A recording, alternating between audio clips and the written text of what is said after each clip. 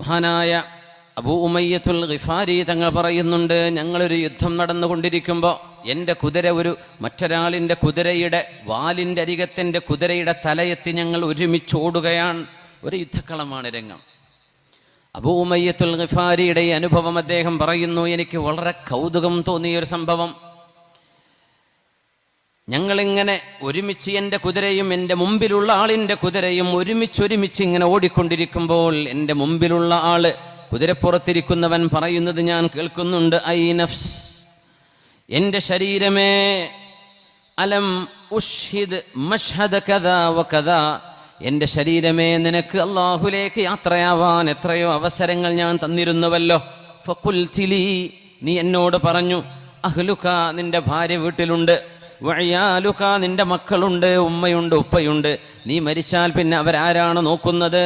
ഫഅതഅതുകി വറജഅതു, അത് ഓർമ്മ വന്നപ്പോൾ ഞാൻ എൻ്റെ ശരീരം അല്ലാഹുവിന് വേണ്ടി സമർപ്പിക്കേണ്ട ഒരു രംഗം വന്നപ്പോഴേ അതുപോലും ഞാൻ ചെയ്യാതെ പിന്മാറിയിട്ടുണ്ട്. അലം മുഷ്ഹിദ് മഷ്ഹദ കദാ വ കദാ, രണ്ടാം തവണയും സ്വന്തത്തോട് ഇയാളിങ്ങനെ വിളിച്ചു പറയുന്നു. ആ ധൃതി പിടിച്ചു പോകുന്ന ഓടുന്ന ഓട്ടത്തിൽ, ശരീരമേ, എത്ര തവണയാണ് നിനക്ക് ഷഹാദത്തിന്റെ മനോഹരമായ ചിറകേറി സ്വർഗലോകത്തേക്ക് പറക്കാനുള്ള അവസരമുണ്ടായത്? അപ്പോഴൊക്കെ നീ പറഞ്ഞു, കുടുംബം, കച്ചവടം, ബിസിനസ് എന്ന് പറഞ്ഞു.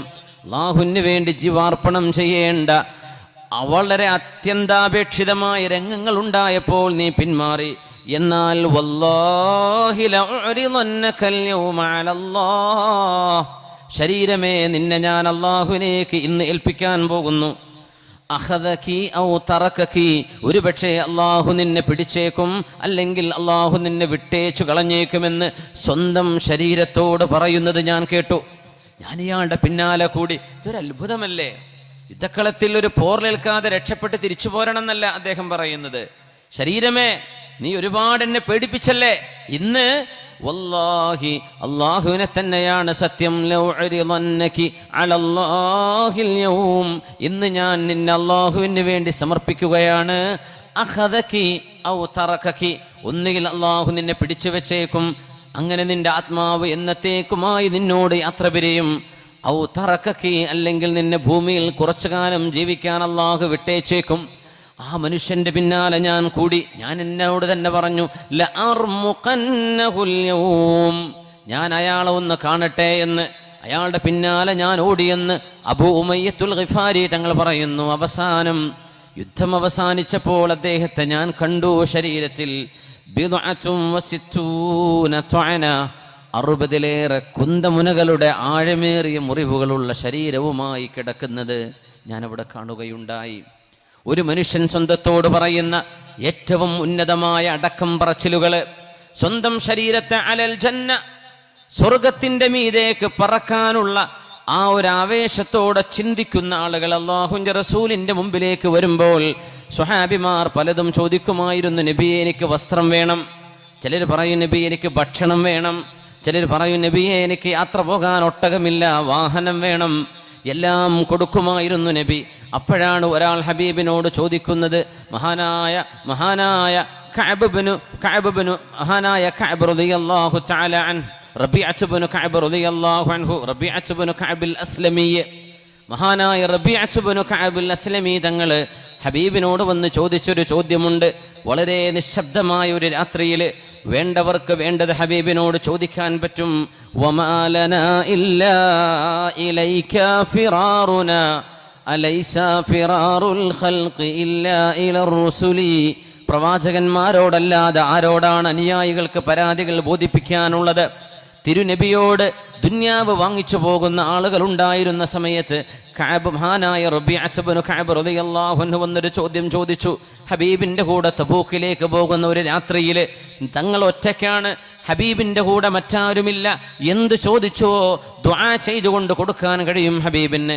അല്ലാഹുവിൻ്റെ റസൂലിനോട് ചോദിച്ചൊരു ചോദ്യമുണ്ട്, അസ്അലുക മുറാഫഖതക ഫിൽ ജന്ന, ഹബീബേ, അങ്ങയുടെ കൂടെ സ്വർഗ്ഗത്തിൽ ഇരിക്കാൻ ഒരു ഭാഗ്യം എനിക്ക് വേണം നബിയേ. ഈ തബൂക്കിലേക്കുള്ള യാത്രയിൽ അങ്ങയുടെ കൂടെ ഏതാനും നിമിഷങ്ങൾ ചെലവഴിക്കാൻ കഴിഞ്ഞ പോലെ എനിക്ക് സ്വർഗ്ഗലോകത്ത് വരുമ്പോൾ അങ്ങ് ഇരിക്കുന്ന അങ്ങയുടെ എന്റെ കൂടെ ഇരിക്കാൻ എനിക്ക് അവസരം വേണം.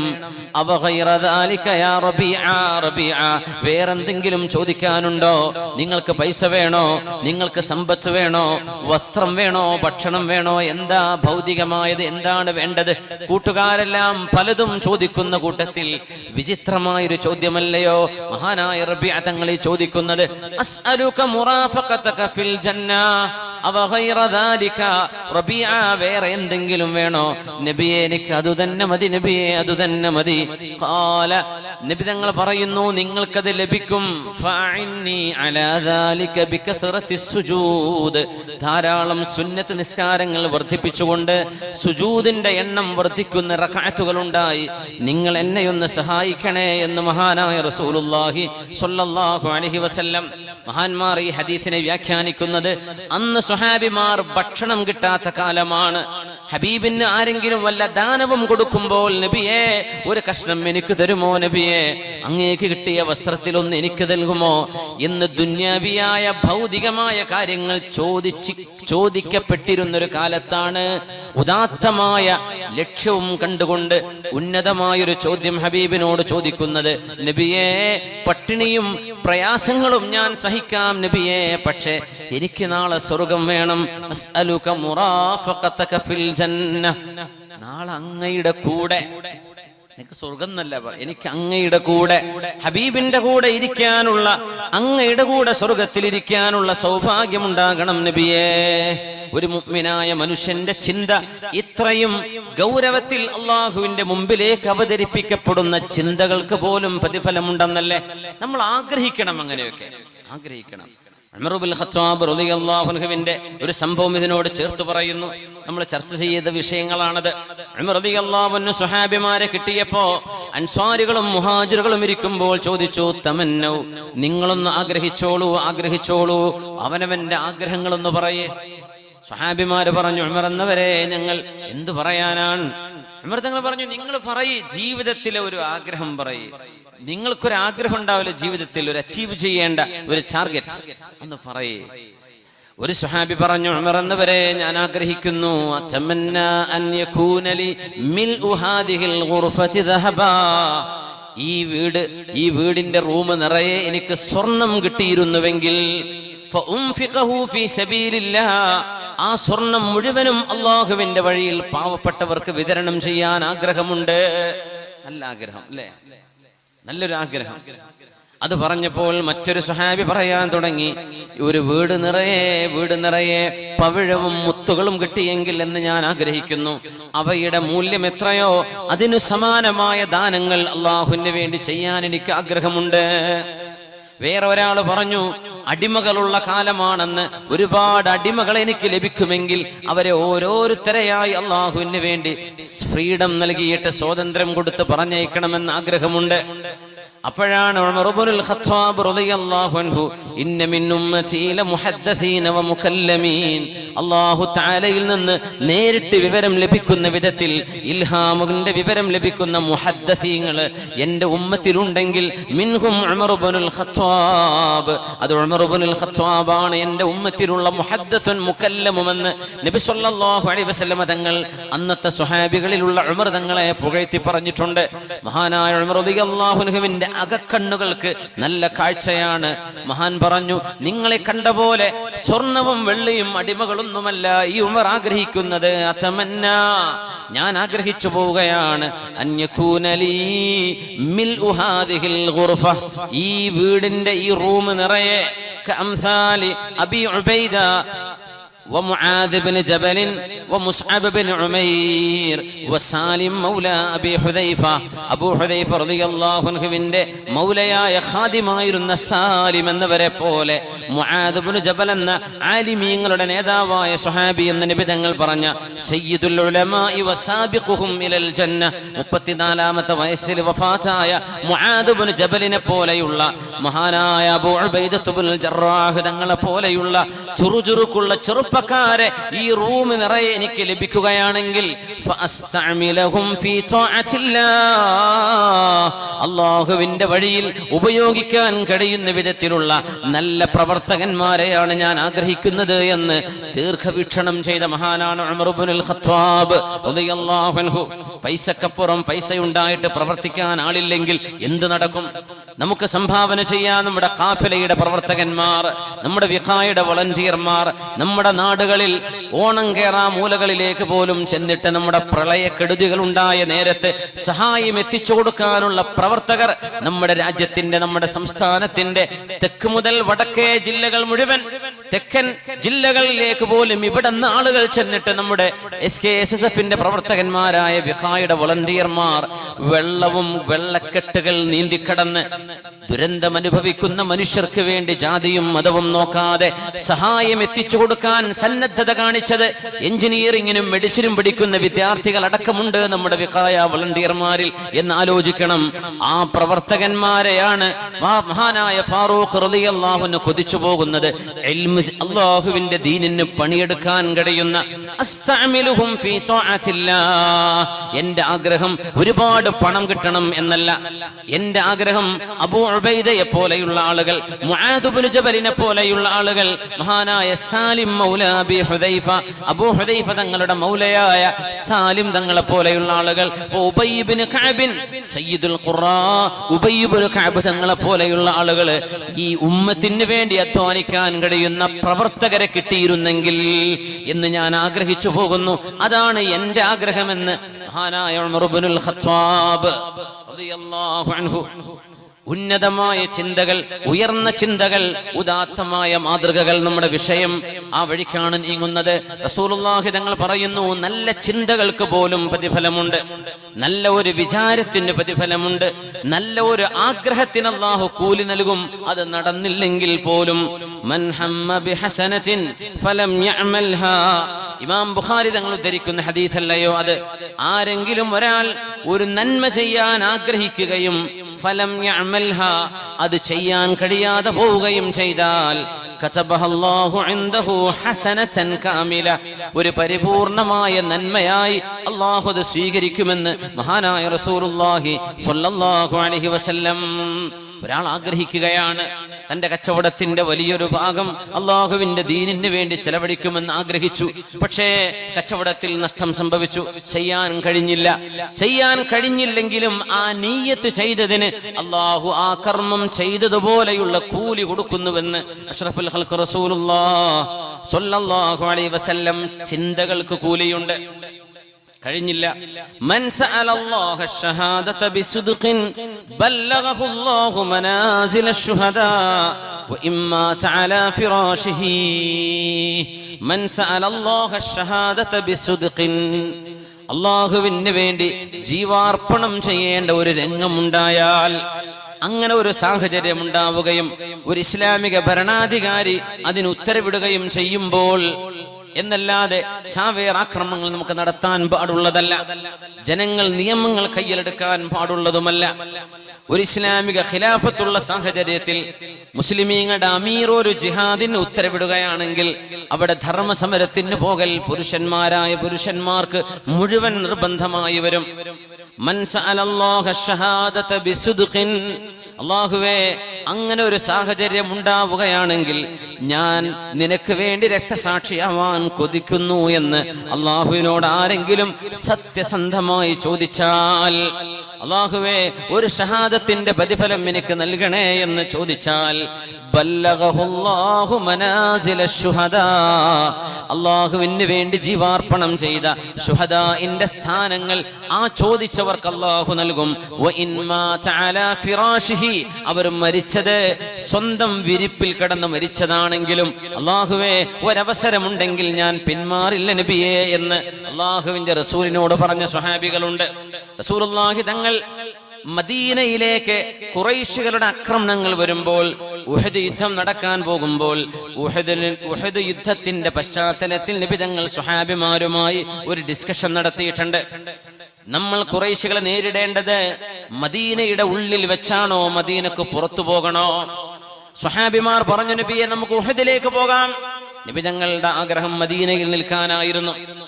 നമ്മൾ ആ വഴിയിലേക്ക് ചർച്ച വരും ഇൻഷാ അല്ലാഹ്. വഴി ആ ഭാഗം നമുക്ക് ചർച്ച വരാനുണ്ട്. അല്ലാഹുവിന്റെ റസൂലിൻ തങ്ങൾ സ്വഹാബികളുമായി ചർച്ച നടക്കുമ്പോ വല്ലാഹില്ലദീ ലാ ഇലാഹ ഇല്ലാഹു ലഅദ്ഖുലന്നൽ ജന്ന, അല്ലാഹുവിനെ തന്നെയാണ് സത്യം നബിയേ, ഞാൻ ആ സ്വർഗത്തിലേക്ക് കടക്കുക തന്നെ ചെയ്യുമെന്ന് ഒരു സ്വഹാബി പറഞ്ഞപ്പോ നബി തങ്ങൾ ചോദിച്ചു ബിമദാലിക, എങ്ങനെ നിങ്ങൾക്ക് ആ ഉറപ്പ് പറയാൻ കഴിയും? ഖാല ബിഖസുലതൈൻ, രണ്ട് ഗുണമുണ്ട് നബിയെ എനിക്ക്.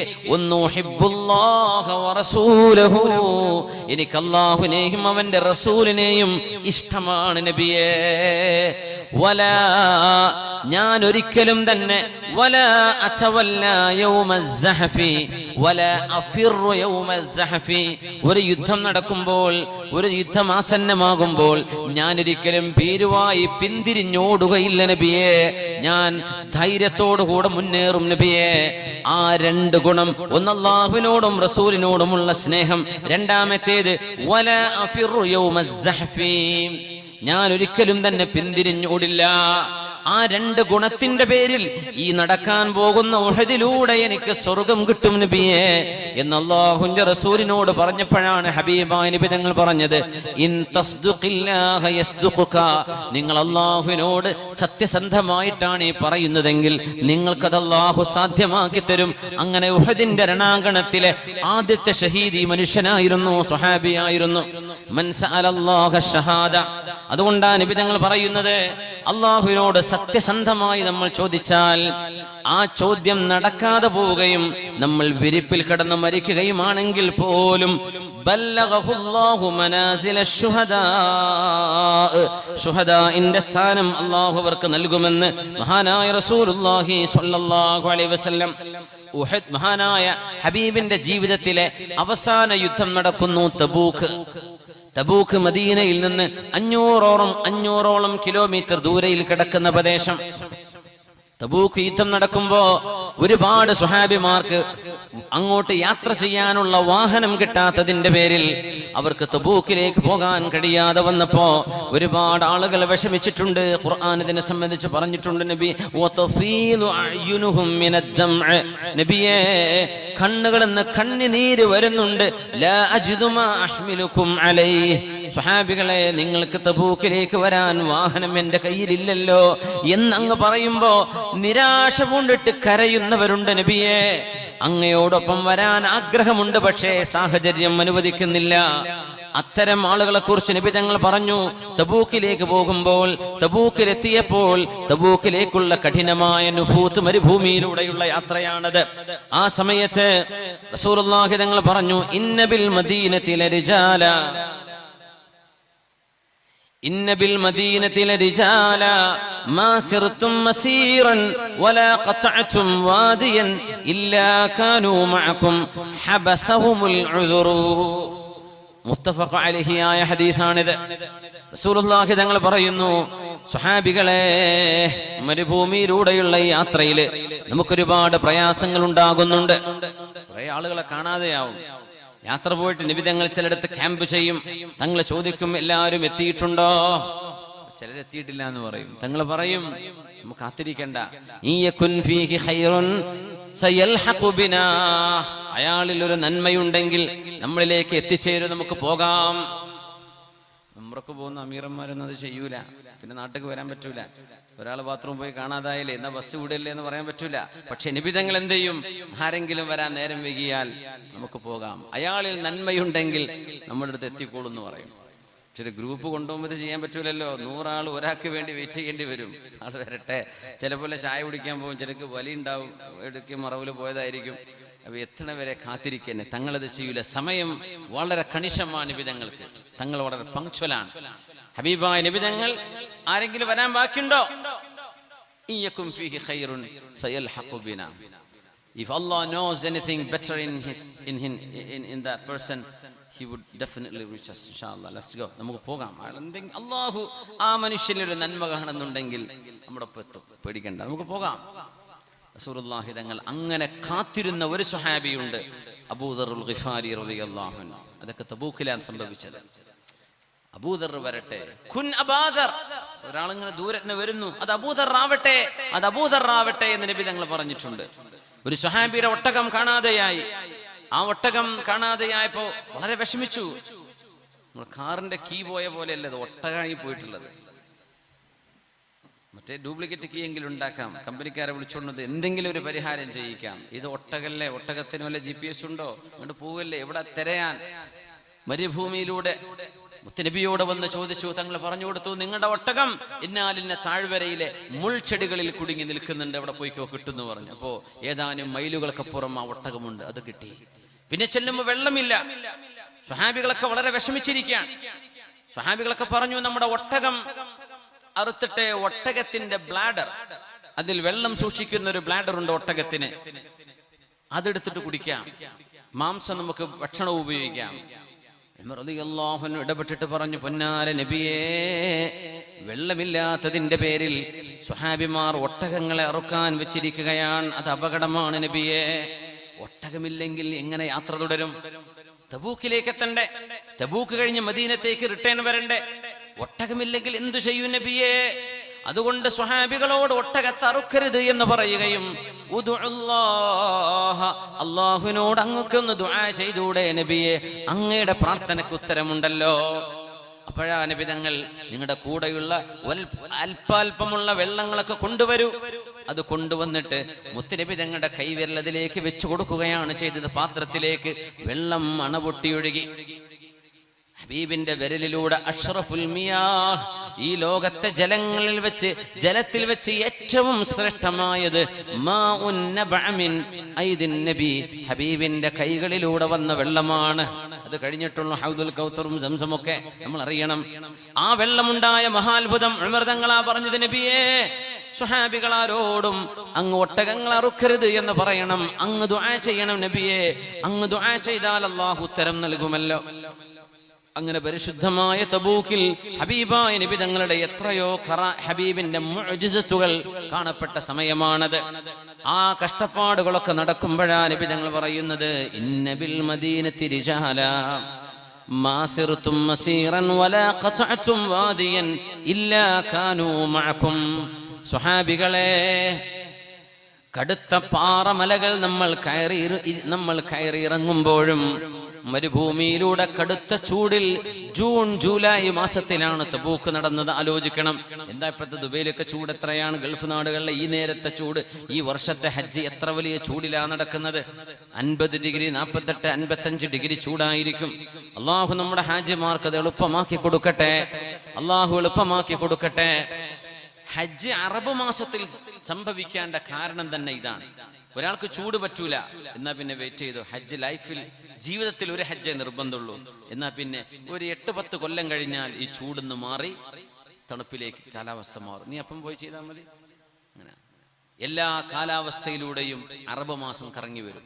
30 വർഷമാകുമ്പോൾ ജനുവരി ഫെബ്രുവരി മാസം കണക്ക് കൂട്ടിയാൽ ജനുവരി മുതൽ ഡിസംബർ വരെയുള്ള കാലത്തിൽ ഹജ്ജ് നടക്കും. ഒരു 30 കൊല്ലത്തിനിടയിൽ 60 വയസ്സ് ജീവിക്കുന്ന ഒരാൾക്ക് ഒരേ മാസത്തിൽ, ഇത് ഏതാ മാസം, ഇത് ജൂലൈ അല്ലേ, ഈ ജൂലൈയിൽ ഹജ്ജ് നടക്കുന്നു. ഇനി ഒരു 30 കൊല്ലം കഴിഞ്ഞാൽ ജൂലൈയിൽ ഹജ്ജായിരിക്കും. സുബ്ഹാനല്ലാഹ്. അറബ് മാസത്തിന്റെ പ്രത്യേകത അതാണ്, എല്ലാ സീസണിലൂടെയും കടന്നു പോകും. തബൂക്ക് നടക്കുന്നത് ജൂലൈ മാസത്തിലാണ്, നല്ല ചൂടുള്ള സമയത്താണ്. സ്വഹാബികളെ, നിങ്ങൾ ഈ മലയോരങ്ങൾ കയറിയിറങ്ങുമ്പോഴും, മരുഭൂമിയുടെ ചൂടുള്ള മണലിലൂടെ നടക്കുമ്പോഴും, ദാഹാർത്തരായി അല്ലാഹുവിനെ ത്യാഗം ചെയ്യുമ്പോഴും, നിങ്ങളുടെ കൂടെ യാത്ര ചെയ്യാത്ത ഒരുപാട് ആളുകൾ മദീനയിലുണ്ട്. അവർക്ക് നിങ്ങളോടൊപ്പം ഈ മരുഭൂമി താണ്ടിക്കടന്ന പ്രതിഫലം അല്ലാഹു നൽകുന്നുണ്ട്. ഹബസഹുമുൽ ഉദുറു, അവർക്ക് വരാൻ കഴിയാതെ പോയത് ന്യായമായ ഒരു കാരണമുണ്ടായതിന്റെ പേരിലാണ്. ഒരു വാഹനം കിട്ടാത്തതിന്റെ പേരിൽ അവർക്ക് വരാൻ കഴിഞ്ഞിട്ടില്ല. ഉണ്ടെങ്കിൽ അവർ നിങ്ങളോട് കൂടെ ഉണ്ടാകുമായിരുന്നു. അതുകൊണ്ട് നിങ്ങൾ സഹിക്കുന്ന എല്ലാ ത്യാഗത്തിന്റെയും പ്രതിഫലം വീട്ടിലിരിക്കുന്ന മദീനയിലെ ഒരുപാട് ആളുകൾക്ക് ലഭിക്കുന്നുണ്ട്. അവരുടെ നീയത്ത് നിങ്ങളോടൊപ്പമാണ്, മനസ്സുകൊണ്ടവർ നിങ്ങളോടൊപ്പമുണ്ട്. അതുകൊണ്ട് അല്ലാഹു കൂലി നൽകുന്നു. ഒരു നല്ല സദസ്സ് നടന്നു എന്ന് വിചാരിക്കുക. ഇപ്പൊ ഇവിടെ ബഹുമാനപ്പെട്ട തങ്ങളുടെ നേതൃത്വത്തിൽ, നമ്മുടെ ഏഴിമല സഫ്വാൻ തങ്ങളുടെ നേതൃത്വത്തിൽ ദുആ മജ്ലിസ് നടക്കും. നാളെ നേരം വിളിച്ചിട്ട് പറയടോ, നല്ലൊരു ദുആ മജ്ലിസ് കിട്ടിയട്ടോ, നീ എന്തേ വരാതിരുന്ന്? പടച്ചോനെ, ഞാനത് അറിഞ്ഞില്ലല്ലോ. ഒന്ന് പറയണ്ടടോ, ഒന്ന് വാട്സപ്പിലോ ഒന്ന് ഫോണിലോ ഒന്ന് പറഞ്ഞുകൂടായിരുന്നോ? എനിക്കും വരാമായിരുന്നല്ലോ എന്ന് നാളെ രാവിലെ ഒരാൾ നിങ്ങളോട് പറഞ്ഞാൽ ഈ ദുആന്റെ കൂലി അയാൾക്ക് കിട്ടിയിട്ടുണ്ടെന്നാ. ആഗ്രഹം ഉണ്ടായിരുന്നു, അറിഞ്ഞില്ലല്ലോ. ഇവിടെ നല്ല ഗാനമേള നടന്നു. അപ്പൊ രാവിലെ ചെന്നിട്ട് പറയടോ, എന്തേലും ഇന്നലത്തെ പാട്ടും ഡാൻസൊക്കെ നീ കണ്ടോ? ഞാൻ ഒരൊറ്റ പരിപാടി മിസ്സാക്കാത്ത ആളാ, ഞാനത് അറിഞ്ഞില്ല, ഞാൻ കോഴിക്കോട് വിട്ടുപോയി, അങ്ങനെയാണെങ്കിൽ എന്റെ ട്രിപ്പ് ഞാൻ മാറ്റുമായിരുന്നു എന്ന് പറഞ്ഞാൽ ഇവിടെ വരാതെ ഇന്ന് കോഴിക്കോട് പോയ ആൾക്ക് ആ തിന്മയുടെ കുറ്റം അള്ളാഹു ചാർത്തി കൊടുക്കുന്ന, മനസ്സുകൊണ്ട് ഇതിന്റെ കൂടെ നിന്നതിന്റെ പേരിൽ. അതാണ് ദീൻ. ചെയ്തോ ഇല്ലേ എന്നല്ല. ചിലപ്പോ ഒരു നബി തങ്ങൾ പറഞ്ഞു, നമ്മളൊരു സ്ഥലത്തെത്തി, അവിടെ ഒരു കല്യാണത്തിന് പോയി എന്ന് വിചാരിക്കുക, അവിടെ ചെയ്യാൻ പാടില്ലാത്ത എന്തോ നടക്കുന്നുണ്ട്, നമ്മൾ ചെന്ന് പെട്ടുപോയതാണ്, നമ്മൾ മനസ്സുകൊണ്ട് വെറുത്തുകൊണ്ടാണ് അവിടെ നിൽക്കുന്നത്. ആ നൃത്തത്തിൽ നമുക്ക് കുറ്റമില്ല. നേരെ മറിച്ച് അവിടെ ശരീരം കൊണ്ട് ആള് പ്രസന്റ് അല്ല, പക്ഷെ ആള് മനസ്സുകൊണ്ട് കൊതിക്കുന്നുണ്ട്, അങ്ങനത്തെ ഒരു പരിപാടി കിട്ടിയാൽ ഞാൻ പോയിട്ട് വായ നോക്കി ഇരിക്കുമായിരുന്നു എന്ന് മനസ്സിൽ തോന്നലുള്ള ഒരാൾക്ക് അവൻ എവിടെ പോയിരുന്നാലും ഈ തിന്മയുടെ കുറ്റം അയാൾക്കുണ്ടാവുകയും ചെയ്യുന്ന മനസ്സ് ഭയങ്കരമാണ്. നമ്മുടെ ഡിസിഷൻ മേക്കിംഗ് അതൊരു വലുതാണ്. അതുകൊണ്ടാണ് മദീനയിലുള്ള ആളുകൾക്ക് അവർ നിങ്ങളുടെ കൂടെ യാത്ര ചെയ്തിട്ടില്ല, പക്ഷേ അവർക്ക് നിങ്ങളുടെ പ്രതിഫലം നിങ്ങൾക്ക് കിട്ടുന്നത് പോലെ അവർക്കും ലഭിക്കുന്നുണ്ട്. അവർ മദീനയിലാണ്. എന്തേ? അവർക്ക് ഉദ്റുണ്ട്, വരാൻ പറ്റാത്തതാണ് എന്ന് മഹാനായ റസൂലുള്ളാഹി സ്വല്ലല്ലാഹു അലൈഹി വസല്ലം. മുത്തനബി തങ്ങൾ പറയുന്നുണ്ട് മറ്റൊരു സംഭവം, ആമിനിംറിഇൻ തകൂനു ലഹു സ്വലാത്തും ബിലൈലിൻ, രാത്രിയിൽ തഹജ്ജുദ് നിസ്കരിക്കുന്ന ഒരാൾ എന്നും നിസ്കരിക്കും. സുബഹിക്ക് മുമ്പ് എഴുന്നേറ്റ് തഹജ്ജുദുണ്ട്, പക്ഷേ ഒരു ദിവസം ഉറക്കം ഓവർടേക്ക് ചെയ്തു. ഫഗലബഹു അലൈഹാ നൗമുൻ, ഒരു ദിവസം നിസ്കരിക്കാൻ പറ്റിയില്ല. ബാങ്ക് കൊടുത്തിട്ടാ അറിയണത്. അപ്പൊ തഹജ്ജുദിന്റെ ടൈം കഴിഞ്ഞു. ഇല്ലാ കുതിബ ലഹു അജ്റു സ്വലാത്തിഹി, അയാൾ ചെയ്യുന്ന ആ നിസ്കാരത്തിന്റെ പ്രതിഫലം അയാൾക്ക് ലഭിക്കും. വകാന നൗമുഹു സദഖതൻ അലൈഹി, ആ ഉറങ്ങിയ ഉറക്ക അയാൾക്ക് സ്വതക്കയായി ഗണിക്കും ചെയ്യുമെന്ന് മഹാനായ റസൂലുള്ളാഹി സ്വല്ലല്ലാഹു അലൈഹി വസല്ലം. മാഷാ അല്ലാഹ്. എന്നും നിസ്കരിക്കുന്ന ആളാ അല്ലെ? ഉമ്മാക്ക് ഒക്കെ കഴിഞ്ഞ് വന്ന ഒരു ക്ഷീണുണ്ട്, നാട്ടിൽ എത്ര വരെ ആ ക്ഷീണം അറിയില്ല, അവിടുന്ന് പോരുമ്പോഴും ആ ക്ഷീണം അറിയില്ല. ഉംറയിൽ എത്ര ഉംറ ചെയ്താലും ക്ഷീണം. നാട്ടിലെത്തിയിട്ടുണ്ട്, റബ്ബേ ഞാനിപ്പോ കൂത്തുപറമ്പ് തന്നെയാണോ അല്ല വല്ല അമേരിക്കയിലാണോ, ഏതാ സ്ഥലം പോലും തിരിയാത്തൊരു ക്ഷീണം വരാണ്ട് ഉംറക്ക് പോയി കഴിഞ്ഞാൽ അല്ലെ, ഒരു ദീർഘയാത്ര കഴിഞ്ഞു വന്നാൽ ഉറക്ക് കണ്ണ് പൊങ്ങണില്ല. അമ്മര് പറയില്ലേ, നിസ്കരിക്കാൻ പറ്റുന്നില്ല, അറിയുന്നില്ല. അവര് മഅദൂരിങ്ങളാണ്, യാത്രാക്ഷീണല്ലേ, അള്ളാഹു പുറത്തു കൊടുക്കും, നിസ്കാരം ഖളാ കൂട്ടണം. പക്ഷേ അവർക്ക് നഷ്ടപ്പെട്ടു പോയ അവരുടെ തഹജ്ജുദ് അവർ ആഗ്രഹിച്ചിരുന്നു, ഉണർന്നാ നിസ്കരിക്കണമെന്ന്. ഗലബഹു അലൈഹാ നൗം, ഉറക്കം കൊണ്ട് സാധിക്കാതെ പോയി. എന്നാൽ എന്നും ചെയ്തിരുന്ന അത്, റബ്ബേ ഉണരണം, അലാമൊക്കെ വെച്ചിട്ടാ കിടക്കണത്, പക്ഷെ എണീക്കാൻ പറ്റിയില്ല. എന്നാൽ ഇല്ലാ കുതിബ ലഹു അജ്റു സ്വലാത്തിഹി, അവരുടെ നിസ്കാരത്തിന്റെ തുല്യമായ കൂലി അല്ലാഹു നൽകും. അവർ ആ രാത്രി നിസ്കരിച്ചിട്ടില്ല, എന്നും ചെയ്യുന്ന റക്അത്തിന്റെ എണ്ണം ഇന്നും കിട്ടും. സുബ്ഹാനല്ലാഹ്. അങ്ങനെയാണ്. യുവാവായിരുന്ന സമയത്ത് ഒരുപാട് നന്മ ചെയ്തു, പിന്നെ അസുഖമായപ്പോൾ ചെയ്യാൻ പറ്റിയില്ല, ആക്സിഡന്റ് ആയി കിടപ്പിലായി പോയി. ആരോഗ്യമുള്ള സമയത്ത് സ്ഥിരം ചെയ്യുന്ന നന്മ രോഗികൾക്ക് അല്ലാഹു കൊടുക്കുന്നുണ്ട് എന്നാണ് റസൂലുള്ളാഹി തങ്ങൾ പറയാ സ്വല്ലല്ലാഹു അലൈഹി വസല്ലം. എന്തേ? അവരത് ചെയ്യുന്നവരാണ്. പിന്നെ ഒരു ആക്സിഡന്റ് പറ്റിപ്പോയതല്ലേ, അസുഖം വന്നതല്ലേ, അറ്റാക്ക് സംഭവിച്ചതല്ലേ, സാരമില്ല. മുഅ്മിനായ മനുഷ്യന്റെ തീരുമാനം, മനസ്സിലിരുപ്പ്, നമ്മുടെ ഉന്നതമായ ചിന്തകൾക്ക് പോലും അല്ലാഹു കൂലി നൽകുന്നു എന്ന് മഹാനായ റസൂലുള്ളാഹി സ്വല്ലല്ലാഹു അലൈഹി വസല്ലം. അതുകൊണ്ടാണ് 1,00,000 ദിർഹമിനെക്കാളും ഒരു ദിർഹമിന് കൂലിയുണ്ട്. സബഖ ദിർഹമുൻ 100,000, 1,00,000-നേക്കാൾ ഒരു ദിർഹമിന് അല്ലാഹു കൂലി നൽകുന്നുണ്ട്. 1,00,000 ദിർഹമിനേക്കാളും കേവലം ഒരു ദിർഹം കൊടുത്ത ആൾക്ക് കൂലിയുണ്ട്, കൂടുതലുണ്ട്. ഖാലു, അവരെ പറഞ്ഞു, യാ റസൂലല്ലാഹ്, അല്ലാഹുവിന്റെ റസൂലേ, കൈഫ യസ്ബിഖു ദിർഹമുൻ 100,000, നബിയേ, ഒരു ദിർഹം എങ്ങനെ 1,00,000-ലേറാവുന്നത്? 1,00,000-ന് കിട്ടുന്നതിനേക്കാളും ഒരു ദിർഹമിന് കിട്ടുകയോ? മുഴുവൻ കേൾക്കണം. പാട്ടപ്പിരിവൊക്കെ ഉണ്ടാവില്ലേ, ബക്കറ്റ് പിരിവൊക്കെ ഉണ്ടാവില്ലേ, 100 കൊടുക്കാൻ വിചാരിച്ചു, 1 കൊടുത്താൽ മതി എന്ന് വിചാരിക്കണ്ട. എന്താ പറയണെന്ന് ശരിക്കും കേട്ടോളേ. എപ്പോഴാണ് ഈ 1,00,000-നേക്കാൾ 1-ന് കൂലി കിട്ടുക എന്നറിയോ? റജുലുൻ ലഹു ദിർഹമാൻ, ഒരു മനുഷ്യന്റെ കയ്യിൽ ആകെ രണ്ട് ദിർഹമേ ഉണ്ടായിരുന്നുള്ളൂ. ഞങ്ങൾ ആകെ 2 റുപ്യുള്ളൂ കയ്യിൽ. ഫഅഖദ അഹദുഹുമാ, അതിൽ നിന്ന് ഒന്നാണ് എടുത്തു കൊടുത്തത്, നേർ സമ്പത്തിന്റെ പകുതി.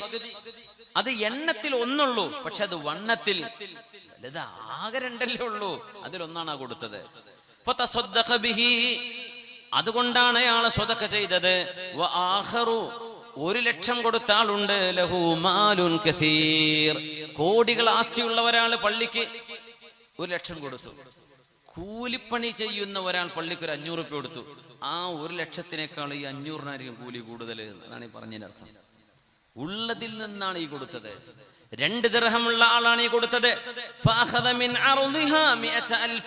എന്നാൽ 1,00,000 കൊടുത്ത ആളുടെ വരുമാനത്തിന്റെ വലിയൊരളവിൽ നിന്നെടുത്തിട്ടാണ് 1,00,000 കൊടുത്തത്. അയാൾക്ക് അങ്ങനെ ഒരു 500 ലക്ഷം കൊടുക്കാൻ കഴിയുന്ന ആളായിരുന്നു. പക്ഷെ 1,00,000 കൊടുത്തത്. അത് എണ്ണമുണ്ട്, പക്ഷെ വണ്ണമില്ല. പക്ഷെ 1 ദിർഹം എണ്ണത്തിൽ ചെറുതാണ്, അതേ വണ്ണത്തിൽ അത് വലുതാണ്. അതുകൊണ്ടാണ് സബഖ ദിർഹമുൻ മിഅത അൽഫിൻ, 1 ദിർഹമിന് 1,00,000-നേക്കാളും കൂടുതൽ പ്രതിഫലമുണ്ടെന്ന് റസൂലുള്ളാഹി സ്വല്ലല്ലാഹു അലൈഹി വസല്ലം. അവിടെ ആ മനുഷ്യന്റെ നിയ്യത്ത് വളരെ വലുതാണ്. നമ്മൾ പറയാം, പഠിച്ചൊരിത് ഞാൻ കൊടുത്താൽ ഞാൻ ആകെ പാപ്പരായി പോകില്ലേ, ഞാൻ ആകെ വിഷമിച്ചു പോകില്ലേ എന്ന് ചിന്തിക്കുന്ന നേരത്താണ് എടുത്തു കൊടുക്കുന്നത്. സുബ്ഹാനല്ലാഹ്. മുസ്തഫ ഉദവിയാക്കോട് ഉസ്താദിന്റെ പരിപാടിയൊക്കെ നടക്കില്ലേ, ഉണ്ടാവില്ലേ? ഉസ്താദ് നല്ല വേദ പറഞ്ഞുതരും, പിന്നെ എന്തെങ്കിലുമൊക്കെ സംഭാവന വേണമെന്ന് പറയും അല്ലേ. പെണ്ണുങ്ങളൊക്കെ സ്വർണം കൊടുക്കും. നമ്മൾ മട്ടന്നൂർ പള്ളിയൊക്കെ അങ്ങനെ ഒരുപാട് സ്ഥാപനങ്ങൾ, നമ്മുടെ മഹല്ലുകളിലൊക്കെ ഒരുപാട് സേവനങ്ങൾ അദ്ദേഹത്തെ കൊണ്ട് ചെയ്യാൻ കഴിഞ്ഞു. അല്ലാഹു ദീർഘായുസ്സും ആഫിയത്തും കൊടുക്കട്ടെ. അപ്പം ആകെ ഒരു മോതിരമുള്ളൊരു പെണ്ണിൻ്റെ അടുത്ത് നിന്ന് വിചാരിക്കുക, അതെടുത്ത് കൊടുക്കണ ഒരു മോതിരത്തിൻ്റെ കൂലിയും 100 പവൻ കെട്ടിച്ചപ്പോൾ വാപ്പ തന്നിട്ടുണ്ട്, അതിന്നൊരു 2 പവൻ കൊടുക്കുക എന്ന് പറഞ്ഞതും തമ്മിലുള്ള വ്യത്യാസം അതാണ് ഈ പറഞ്ഞത്. ഉള്ളതിൽ നിന്ന് കൊടുക്കുക. ഒരുപാടുണ്ട്, അതിൽ നിന്ന് കുറച്ചായി കൊടുക്കുന്നത്. അതിൽ നിന്ന് ഒരുപാട് കൊടുത്താൽ മാഷാ അല്ലാഹ്. അള്ളാഹു നോക്കുന്നത് എണ്ണത്തിലേക്കല്ല, വണ്ണത്തിലേക്കാണ്. അതുകൊണ്ടാണ് നാളെ മീസാനാണ് അള്ളാഹു വെച്ചത്. തുലാസിൽ തൂക്കുന്നല്ലേ പറഞ്ഞത്, നോട്ടെണ്ണിന് മെഷീനിൽ എണ്ണി നോക്കുന്നല്ല പറഞ്ഞത്, അദ്ദാദല്ല. നാളെ മീസാനാണ്. അള്ളാഹു അമല് തൂക്കുക ചെയ്യാനാണ്. എത്ര നിസ്കാരം ഉണ്ടെന്ന്, ചിലരുടെ 2 റക്അത്ത് നിസ്കാരം വേറൊരാളിന്റെ 10 റക്അത്ത് സുന്നത്തിനേക്കാളും പവറുണ്ട്. അതുകൊണ്ട് അള്ളാഹു നാളെ തൂക്കുക ചെയ്യുന്നത്, അമലുകൾ എണ്ണി നോക്കല്ല. ആ റക്അത്തൊക്കെ ഒന്ന് വരട്ടെ, എണ്ണം നോക്കട്ടെ എന്നല്ല, മീസാൻ തുലാസാണ്. തുലാസിൽ എണ്ണൂല, തൂക്കി നോക്കുകയാണ്. സല്ലു അലൻ നബി മുഹമ്മദിൻ വആലി. ഒന്ന് എഴുന്നേറ്റ് സ്വലാത്തുല്ലിരുന്നാലോ അല്ലേ? എഴുന്നേൽക്കാൻ പ്രയാസമുള്ളവർ എഴുന്നേൽക്കണ്ട, അല്ലാത്തവരൊക്കെ സല്ലു അലൻ നബി മുഹമ്മദിൻ വആലി. അല്ലാഹുമ്മ സല്ലി അലാ സയ്യിദിനാ മുഹമ്മദിൻ വഅലാ ആലി സയ്യിദിനാ മുഹമ്മദിൻ വബാരിക് വസല്ലിം അലൈഹി. ഉറക്കെ ചൊല്ലിക്കോളൂ, അല്ലാഹുമ്മ സല്ലി അലാ سيدنا محمد وعلى آل سيدنا محمد وبارك وسلم عليه. اللهم صل على سيدنا محمد وعلى آل سيدنا محمد وبارك وسلم عليه. جزاكم الله خير. നല്ലൊരു കവിത. നഹാറു مغرور سهو وغفلة وليلك نوم والردى لك لازم. نهارك يا مغرور سهو وغفلة وليلك نوم والردى لك لازم. وتكدح فيما سوف تنكر غبه كذلك في الدنيا تعيش البهائم. تسر بما يفنى وتفرح بالمنى كما غر باللذات في النوم حالم. ഐഹികമായ ഭ്രമത്തിൽ മത്ത് പിടിച്ചു പോയവനെ, നിന്റെ രാത്രി മുഴുവനും ഉറക്കമാണ്, പകല് മുഴുവനും അശ്രദ്ധയാണല്ലേ. വെറുതെ നടക്കാൻ, ജീവിതത്തിന്റെ ലക്ഷ്യം കണ്ടിട്ടില്ല. നഹാറൂക യാ മഗ്റൂർ സഹ്വൻ വഗഫലത്തുൻ. അശ്രദ്ധമായി ഹീഡ്ലെസ്, ചിന്തകളില്ലാതെ നടക്കുന്ന പകലാണോ നിന്റേത്? വലൈലൂക നൗമുൻ വറദാലക ലാസിമു, രാത്രി മുഴുവനും ഉറങ്ങി തീർക്കുകയാണോ? രാത്രി രഹസ്യമായ ചർച്ച നടക്കുന്ന നേരമാണ്. പണ്ട് രാജാക്കന്മാർ രഹസ്യ മീറ്റിംഗ് കൂടൽ രാത്രിയിലാണ്, പാതിരാവിലാണ്. അതാണ് ഈ തഹജ്ജുദിന്റെ പ്രത്യേകത. പാതിരാത്രി എല്ലാവരും പോയി കിടന്നുറങ്ങുമ്പോഴേ രഹസ്യമായിട്ട് പടച്ചവനോട് പറയാൻ പറ്റുള്ളൂ എന്നാണ്. ആരും അറിയാതെ അള്ളാഹുവിനോട് സംസാരിക്കാൻ കിട്ടുന്ന ആ ഒരു രാത്രിയുടെ രഹസ്യമായ നേരം. രാജാക്കന്മാർ കൂടെയുള്ള പ്രധാനമന്ത്രിമാരോട് രാജ്യത്തിന്റെ ഏറ്റവും പ്രധാനപ്പെട്ട വിഷയം ചർച്ച ചെയ്യാൻ വിളിച്ചു ചേർക്കുന്ന നേരമാണ്. അതാണ് തഹജ്ജുദിന്റെ നേരം. സുബ്ഹാനല്ലാഹ്. അത് ഉറങ്ങിത്തീർക്കല്ലേ, അത് ഉറങ്ങിത്തീർക്കല്ലേ. നഹാറൂക യാ മഗ്റൂർ സഹ്വൻ വഗഫ്ലത്തുൻ വലൈലൂക നൗമുൻ വറദാലക ലാസിമു തക്ദഅഹു ഫീമാ സൗഫ തുൻകിറു ഗിബ്ബഹു كذلك في الدنيا تعيش البهائم. പകലന്തിയോളം നമ്മൾ അധ്വാനിക്കുന്നത് ഖബറിലേക്ക് പോകുമ്പോൾ ഇട്ടേച്ചു പോകുന്നതിന് വേണ്ടിയാണ്. നമ്മൾ ഇത്രയധികം ടെൻഷൻ എടുക്കുന്നത് അല്ലേ? കച്ചവടം നന്നായിട്ട് വിജയിക്കണമെങ്കിൽ നമ്മൾ മുഴുവൻ അതിന് കൊടുത്താലേ ദുന്യാവെന്ന് കുറച്ചിട്ടുള്ളൂ. വാപ്പ രാവിലെ അങ്ങോട്ട് കച്ചവടത്തിന് കയറിയാൽ വാപ്പ വല്ല രാത്രി 11-12 മണിക്കാ. എന്താ പരിപാടി? ക്യാഷിൽ വേറെ ആരും വാപ്പ നിർത്തൂല, ധൈര്യമില്ല. എന്നിട്ട് എന്താ കിട്ടുക? എല്ലാ മുതലാളിമാർക്കും കിട്ടുന്ന പോലെ കുറച്ച് കിട്ടും. അതിനെന്തൊക്കെ കൊടുത്തു? ഒരു വാദിന് വരാൻ പറ്റൂല, ഒരു ഇൽമിന്റെ ദുആക്ക്, ഒരു മജ്ലിസിലേക്ക്, ഒരു മജ്ലിസുന്നൂറിലേക്ക് ഒന്നും വരാൻ നേരല്ല. അപ്പൊ ബിസിയല്ലേ? നിങ്ങൾ മുഴുവൻ നിങ്ങളെ കൊടുത്താലേ ദുന്യാവെന്ന് കുറച്ച് കിട്ടുള്ളൂ എന്നാ ദുന്യാവിന്റെ പ്രശ്നം. ഫുൾ ടൈം അതിൽ എൻഗേജ് ആവണം. അപ്പോൾ കുറച്ച് പൈസ ഇട്ടുള്ളൂ, ആവശ്യത്തിനടുത്ത് ബാക്കി. അല്ലാഹുമ്മ ജഅൽ ഖൂത ആലി മുഹമ്മദിൻ കഫാഫാ. പടച്ചവനെ, എൻ്റെ ഉമ്മത്തി, എൻ്റെ വീട്ടുകാർക്ക് ജീവിക്കാൻ ആവശ്യമായ സമ്പത്തെ വേണ്ടു റബ്ബേ, അതിലേറെ എനിക്ക് വേണ്ട എന്ന് ദുആ ചെയ്തിട്ടുണ്ട് റസൂലുള്ളാഹി സ്വല്ലല്ലാഹു അലൈഹി വസല്ലം. അതുകൊണ്ട് ജീവിതത്തിന് ഉന്നത ലക്ഷ്യങ്ങളാകട്ടെ, ചെറുപ്പക്കാര് വെറുതെ ആകെയുള്ള ലക്ഷ്യം കുറച്ച് കാശുണ്ടാക്കി വണ്ടിയെടുത്ത് എവിടെയെങ്കിലും ചെന്ന് ആശാസ്യമല്ലാത്ത പ്രവർത്തനങ്ങളിലേക്കോ മദ്യപാനമോ മയക്കുമരുന്നിനടിമകളാവുന്നതോ അല്ലെങ്കിൽ വ്യഭിചാരമോ കൊണ്ടു നടന്ന് ജീവിതത്തെ തുലച്ചുകളയല്ലേ. ഉന്നതമായ ലക്ഷ്യങ്ങൾ വേണം. ത്വറഫത്ത് ബിനു അബ്ദ് എന്ന് പറയുന്ന ത്വറഫത്ത് ബിനുൽ അബ്ദ് ജാഹിലിയ കവിയാണ്. ഇയാളോട് ചോദിച്ചു, മാ അത്വയബു ഐശി ദുനിയാ, ഈ ലോകത്തിലെ ജീവിതത്തിന്റെ ഏറ്റവും വലിയ മനോഹാരിത എന്താണ്? ഈ ലോകത്ത് നമുക്ക് ലഭിക്കുന്ന വലിയ ആസ്വാദനം എന്താണ് എന്ന് ചോദിച്ചപ്പോ ത്വറഫത്ത് ബിനുൽ അബ്ദിന്റെ മറുപടി, മത്അമുൻ ഷഹിയുൻ, നല്ല ടേസ്റ്റുള്ള ഭക്ഷണം തന്നെ. ഇപ്പൊ കണ്ണൂർ ജില്ലയിൽ തന്നെ നല്ല ഭക്ഷണം അല്ലേ? പണ്ടേ തലശ്ശേരി, നമ്മുടെ പാനൂര്, കൂത്തുപറമ്പ്, മട്ടന്നൂര്, എല്ലായിടത്തും മാഷാ അല്ലാഹ് നിങ്ങളതിൻ്റെ ഉസ്താദുമാർ. കേരളം മുഴുക്കും നല്ല ഭക്ഷണമായി ഇല്ലേ? അതിൻ്റെയൊക്കെ ഒരു തുടക്കക്കാർ തലശ്ശേരി പരിസരക്കാരാണ്. മത്അമുൻ ഷഹിയുൻ, നല്ല രുചിയുള്ള ഭക്ഷണം. ഹലാൽ തന്നെയാണ് കേട്ടോ, അതിനെപ്പറ്റി അത് ഹറാമായിട്ടല്ലേ, ഹലാലാണ്. പക്ഷെ ത്വറഫത്ത് ബിൻ അബ്ദ് ആകെ ജീവിക്കുന്നത് ഇതിനു വേണ്ടിയാണ്. ഒന്നത്. രണ്ട്, വമൽബസുൻ ജഫിയുൻ, നല്ല വസ്ത്രം, വമർകബുൻ വത്വിയുൻ, നല്ല വാഹനം. നല്ല വസ്ത്രവും നല്ല വാഹനവും. ഇപ്പൊ ഹീറോ ഉണ്ടെന്ന് ആരും എടുക്കണില്ല. അതുപോലെ മിനിമം എൻഫീൽഡോ ഹാർലി ഡേവിഡ്സണോ അല്ലെ ബൈക്കാണെങ്കിൽ മിനിമം ഒരു എൻഫീൽഡെങ്കിലും വേണമെന്നുള്ള കണ്ടീഷനിലേക്ക് എത്തി തുടങ്ങി അല്ലേ? സുബ്ഹാനല്ലാഹ്. മത്അമുൻ ഷഹിയുൻ വമൽബസുൻ ദഫിയുൻ വമർകബുൻ വത്വിയുൻ. അദ്ദേഹം ഒരു നല്ല രസമുള്ളൊരു കവിത പാടിയിട്ടുണ്ട്. രസം എന്ന് പറഞ്ഞാൽ അതിന്റെ വാക്കുകൾ ഭയങ്കര രസമാണ്, ആശയം മഹാപോക്കാണ്. കള്ളും പെണ്ണും യുദ്ധവുമാണ് ജീവിതത്തിന്റെ ആസ്വാദനം എന്ന് പറഞ്ഞ ആളാ ത്വറഫത്ത് ബിനുൽ അബ്ദ്. ഇസ്ലാമിന്റെ മുമ്പ് കഴിഞ്ഞ കവിയാണ്. ഈ കവിത കുറച്ച് അർത്ഥം വെക്കാൻ പ്രയാസമുള്ള കവിതയാണ്. അതിന്റെ വാക്കുകൾ വളരെ കട്ടിയുള്ളതാണ്. ഡിക്ഷണറിക്ക് വെച്ചിട്ട് ഒപ്പം ഇരുന്ന് നോക്കണം, എന്നാലേ അതിന്റെ അർത്ഥം മനസ്സിലാവും. അയാൾ പാടിയിട്ടുണ്ട്, ولولا ثلاث هن من عيشة الفتى وجديك لم أحفل متى قام عودي فمنهن سبق العاذلات بشربة كميت متى ما تعل بالماء تزبدي وكري إذا نادى المضاف محنبا كسيد الغضا نبهته المتوردي وتقصير يوم الدجن والدجن معجب ببهكانة تحت الخباء المعمدي. വൈൻ വാർ ആൻഡ് വുമൺ, ഇതാണ് ഇതിൻ്റെ ആകെ ആശയം. ഇതാണ് കള്ള് വേണം, സുന്ദരിമാര് വേണം, പിന്നെ കുറെ യുദ്ധവും.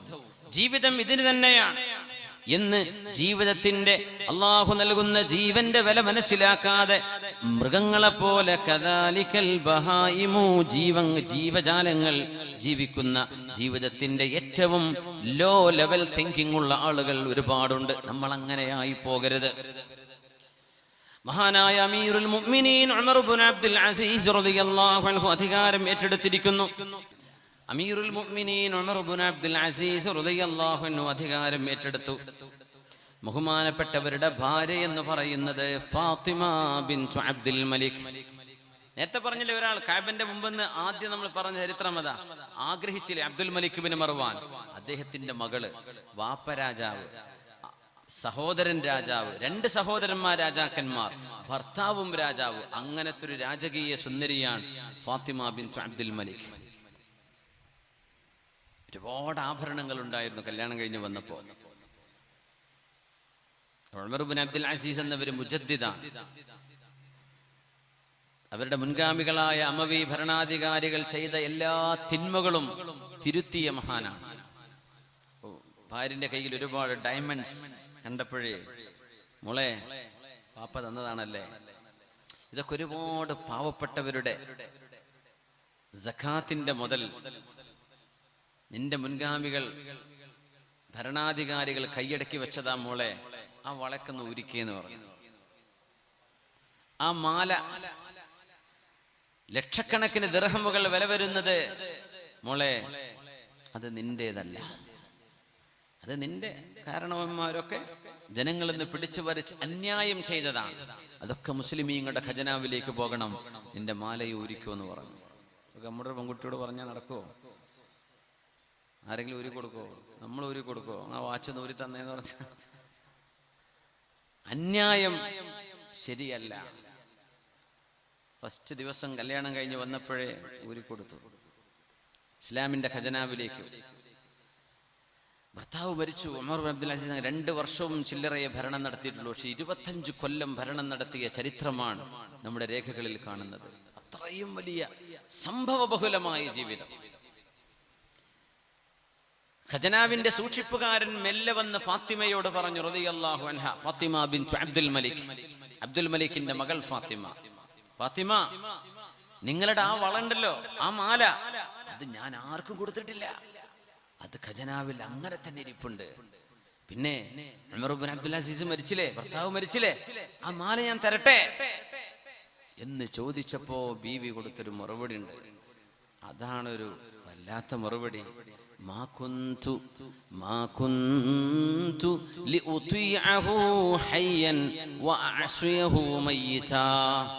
ജീവിച്ചിരിക്കുന്ന കാലത്ത് എന്റെ ഭർത്താവിനെ അനുസരിക്കുകയും മരിച്ചു കഴിഞ്ഞാൽ അനുസരണക്കേട് കാണിക്കുകയും ചെയ്യുന്നവളല്ല ഞാനത് അള്ളാഹുവിന് വേണ്ടി നൽകി കഴിഞ്ഞു, എനിക്കത് വേണ്ട എന്ന് ഫാത്തിമ ബിൻതു അബ്ദുൽ മലിക് റളിയല്ലാഹു അൻഹ. കല്യാണം കഴിഞ്ഞപ്പോ ബഹുമാനപ്പെട്ടവര് പറഞ്ഞു, ഫാത്തിമ കല്യാണം കഴിഞ്ഞ് അധികാരം ഏറ്റെടുത്തപ്പോ ഉമർ ഇബ്നുൽ അസീസ് തങ്ങൾ പറയും, ഇന്നലീ നഫ്സൻ തവാഖ. മഹാന്റെ ഒരു വാക്കാണത്. എന്റെ ശരീരം വല്ലാതെ ഉന്നതങ്ങൾ ആഗ്രഹിക്കുന്ന ഒരു ശരീരമാണ്. നമ്മുടെ വിഷയം ഉയർന്ന ചിന്തകൾ, ഉദാത്ത മാതൃകകൾ എന്നതാണ്.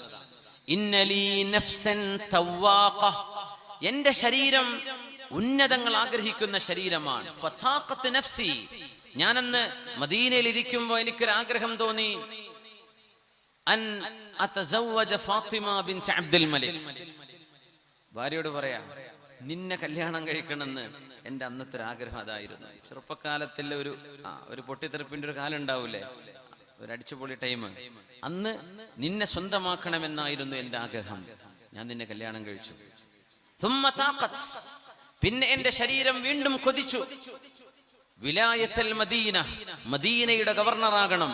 അങ്ങനെ എനിക്ക് അല്ലാഹു മദീനത്തുൻ നബി, ഹബീബിന്റെ മദീനയുടെ ഗവർണറാകാൻ ഭാഗ്യം തന്നു. വീണ്ടും എന്റെ ശരീരം ആഗ്രഹിച്ചു അതിനപ്പുറത്തേക്ക് അൽ ഖിലാഫ, ലോക മുസ്ലിമീങ്ങളുടെ അധികാരസ്ഥനാവണം, ഖലീഫയാകണം, ഖാലിഫേറ്റ്സ്. എനിക്ക് ഖിലാഫത്ത് വേണം. അല്ലാഹു എനിക്കത് തന്നു. ഞാനിപ്പോ ഖലീഫയാണ്.